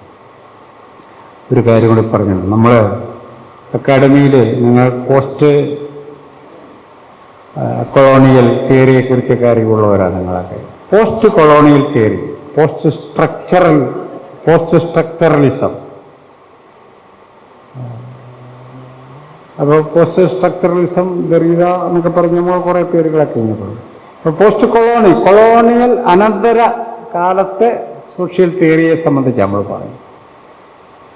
ഈ പറയുന്ന സ്ട്രക്ചറലിസത്തിന് ശേഷമുള്ള post structuralism or post modernism. But ഇന്ന് വരെ നമുക്ക് പോസ്റ്റ് ബ്രാഹ്മണിക്കൽ ഇന്ത്യൻ സൊസൈറ്റി എന്നൊരു വാക്ക് ആരും ഉച്ചരിക്കാൻ ഇതുവരെ കേട്ടിട്ടില്ല. യഥാർത്ഥത്തിൽ ഈ ബ്രാഹ്മണിസം എന്നൊക്കെ പറയുമ്പോൾ ഈ ബ്രാഹ്മണരാരെങ്കിലും ഇതിനകത്തുണ്ടെങ്കിൽ വളരെ പിടിക്കേണ്ട കാര്യമൊന്നുമില്ല. It is a philosophy of inequality, അസമത്വത്തിൻ്റെ തത്വശാസ്ത്രമാണ്. അതുകൊണ്ടാണ് അത് വിമർശനവിധേയം. ബ്രാഹ്മണരോടുള്ള വിരോധമാണ്. യൂറോപ്യൻ അധിനിവേശം എന്ന് പറഞ്ഞാൽ യൂറോപ്പിലുള്ളവരും കൂടെ കുറ്റവാളികളാണെന്നതിന് അർത്ഥമില്ലാത്തതുപോലെ തന്നെ ബ്രാഹ്മണിക്കൽ പാട്രിയാർക്കി എന്ന് പറഞ്ഞാൽ ബ്രാഹ്മണർ മുഴുവനും കുഴപ്പക്കാരാണെന്നല്ല പറയുന്നതിൻ്റെ അർത്ഥം. കേൾക്കുമ്പോൾ ഇച്ചിരി വിവേകം നിങ്ങൾ പുലർത്തിയാൽ കാര്യം എളുപ്പമായിരിക്കും ഞാൻ പറയുന്നത്. അപ്പോൾ അങ്ങനെ ഏതെങ്കിലും വിഭാഗത്തെ കുറ്റപ്പെടുത്തുന്ന കാര്യമല്ല. നമ്മൾ ഇന്ത്യ അനുഭവിച്ചുകൊണ്ടിരിക്കുന്ന ഈ ഗ്രേഡഡ് ആയിട്ട് കാര്യങ്ങൾ മനസ്സിലാക്കുന്നതിൽ നിന്ന് നമ്മൾ പുറത്ത് കടന്നേ പറ്റി എന്ന് മാത്രമേ അർത്ഥമുള്ളൂ. അപ്പോൾ ഒരു പോസ്റ്റ് ബ്രാഹ്മണിക് ആയിട്ടുള്ളൊരു തിയററ്റിക്കൽ പൊസിഷൻ, ഒരു എസ്തെറ്റിക്കൽ പൊസിഷൻ, ഒരു എത്തിക്കൽ പൊസിഷൻ ഇന്ത്യക്ക് ആവശ്യമുണ്ട് എന്ന് ഞാൻ വിചാരിക്കും. വൈലോപ്പള്ളി അദ്ദേഹത്തിൻ്റെ ഓർമ്മക്കുറിപ്പിൽ പറയുന്നൊരു കാര്യമാണ്. അദ്ദേഹം കോളേജിൽ പഠിച്ചിരുന്ന സമയത്ത് തൃശ്ശൂരാണ് താമസം. കോളേജിൽ പഠിച്ചിരുന്ന സമയത്ത് ഈ അമ്മാവൻ എന്ന് പറയുന്ന അന്നത്തെ തറവാട്ടിലെ പ്രധാനപ്പെട്ട ആളാണ്. ഈ മലയാളികൾ ഈ അമ്പിളി അമ്മാവൻ എന്ന് വിളിക്കുന്നത്, അമ്പിളി അപ്പൻ എന്ന് വിളിക്കുന്നില്ലല്ലോ, അമ്പിളി അച്ഛൻ എന്ന് വിളിക്കുന്നില്ലല്ലോ. അതെന്നാ ഇല്ല, ഈ അമ്പിളി അമ്മാവൻ, ഈ അമ്മാവനാണെന്നാണ് വലിയ ട്രാപാണോ വിചാരിക്കുന്ന പോലൊന്നും അല്ല കാര്യം. അമ്പിളി അമ്മാവനൊക്കെ നമുക്ക് പാട്ടുപാടിയൊക്കെ നടക്കാം. ഈ അമ്മാവനകത്ത് വേറെ വലിയ അധികാരം കിടപ്പുണ്ട്, കാണാതിരിക്കണ്ട. അപ്പോൾ അമ്മാവൻ വീട്ടിൽ നിന്ന് പറഞ്ഞു വിടും വൈലോപ്പള്ളിയോട്, നീ അവിടെ കടയിലൊന്നും കഴിച്ചുമ്പോൾ ഇന്ന് അശുദ്ധിയായിട്ട് ഇങ്ങോട്ട് വരല് കേട്ടോന്ന് പറയും. ചെറുക്കൻ എന്നിട്ട് ഒന്ന് എറണാകുളത്ത് മഹാരാഷ്ട്രയിലാണ് പഠിക്കണം. ഇവിടെ നിന്ന് പിന്നെ അവിടെ ചെന്ന് ഇറങ്ങി എന്നിട്ട് പട്ടിണി നടന്നു പോവോ വീട്ടിലേക്ക്. പട്ടിണിയാ, കഴിക്കാൻ പൈസ ഉണ്ട്, പക്ഷെ കഴിക്കാൻ പറ്റത്തില്ല. കാരണം എടുത്തു വരുന്നത് ഈഴവനാണോ പുലനാണോ വറാനാണോ ഓറോനാണോ അറിയാൻ പറ്റിയല്ലോ. കാരണം വിശന്നങ്ങ് പോവാ. അപ്പോൾ പുള്ളി ഇങ്ങനെ നടന്നു പോകുന്ന സമയത്ത് ഈ ഈഴവർക്കന്ന് ഇച്ചിരി പൈസയൊക്കെ തൃശ്ശൂർ ഭാഗത്താണ്, പ്രത്യേകിച്ച് കൂർക്കഞ്ചേരി പ്രദേശത്തൊക്കെ ഇച്ചിരി പൈസയൊക്കെ ആയൊരു ഘട്ടമാണ്. അപ്പോൾ അവർ അവിടെ ഹോട്ടലൊക്കെ നടത്തുന്നു, അവർ കയറുന്നു, പൊറോട്ട തിന്നുന്നു, ഇറച്ചി തിന്നു, ഇതൊക്കെ കണ്ടാ ചെറുക്കൻ വെള്ളം ഊറി വീട്ടിലേക്ക് പോകണം. അപ്പോൾ പുള്ളി പോകുന്ന വഴിക്ക് പുള്ളി മനസ്സിൽ വിചാരിക്കും, ദൈവമേ എനിക്കൊരു ഈഴവനായിട്ട് ജനിച്ചാൽ മതിയായിരുന്നു ആ ചെറുക്കൻ വിചാരിക്കുമായിരുന്നു എന്ന് വൈലോപ്പള്ളി സ്വന്തം ജീവിതത്തെക്കുറിച്ച് പറയുന്നു. അതാണ് ഒരു എന്താ പറയുക ഒരു പോസ്റ്റ് ബ്രാഹ്മണിക് ഹ്യൂമൻ ബീങ് എന്ന് പറഞ്ഞാൽ അതാണ്. കാരണം എൻ്റെ ജൈവവാസനയെ പോലും തടഞ്ഞു നിർത്തുന്ന ജാതി എനിക്ക് എന്തിനാ എന്ന് ചോദിക്കുന്നൊരു സംഭവം. എരി എന്ന നോവലിൽ പറയുന്ന സംഭവം ഒരു ഒരു ഈഴവ സ്ത്രീയുണ്ട് ഒരു നാട്ടിൻപുറത്ത്. ഒരു ഉന്മാദിനിയായൊരു സ്ത്രീയാണ്. എല്ലാവർക്കും വലിയ ക്രൈസാണ് ആ സ്ത്രീയോട്. അപ്പോൾ ഈ അമ്പലത്തിലെ കക്ഷിക്ക് വെളിച്ചപ്പാടിന് ആ സ്ത്രീയോടൊരു വലിയ താല്പര്യം. പുള്ളി തുറന്നു പറഞ്ഞു, എനിക്ക് നിന്നെ കല്യാണം കഴിച്ച് ജീവിക്കാൻ താല്പര്യമാണ്. പുള്ളി പറഞ്ഞു, അയ്യോ തമ്പുരാനൊക്കെ വലിയ ജാതിയില്ലേ, ഞാൻ തീയത്തിയാണ്, എനിക്കങ്ങനെ കെട്ടാനൊന്നും പറ്റില്ല എന്ന് പറഞ്ഞിട്ട് ഇവളങ്ങ് നടന്നുപോയി. അപ്പോൾ താത്രിയെക്കുറിച്ച് തൃപ്പൂണിത്തറക്കാർ പറഞ്ഞിട്ടുള്ള പോലെ താത്രി നടന്നു പോകുന്ന വഴിക്ക് പൂ വിരിയുമായിരുന്നു. എവിടെ പൂ വിരിയുന്നവരെ ഈ നോക്കി നിൽക്കുന്നതിനെ കണ്ണിനകത്ത് വിരിയുന്നവരെ പറയണം, അല്ലാണ്ട് അവർ പോകുന്നെങ്കിൽ പോകുന്നുമില്ല. മ്ലേച്ഛന്മാരാ ശരിക്കും പറഞ്ഞ. സ്ത്രീകൾ പോകുമ്പോൾ നോക്കി പൂ വിരിയുന്നവരൊക്കെ അവിടെ നിന്ന് തോന്നുവാ. അപ്പോൾ ഈ സ്ത്രീയൊക്കെ പോയി.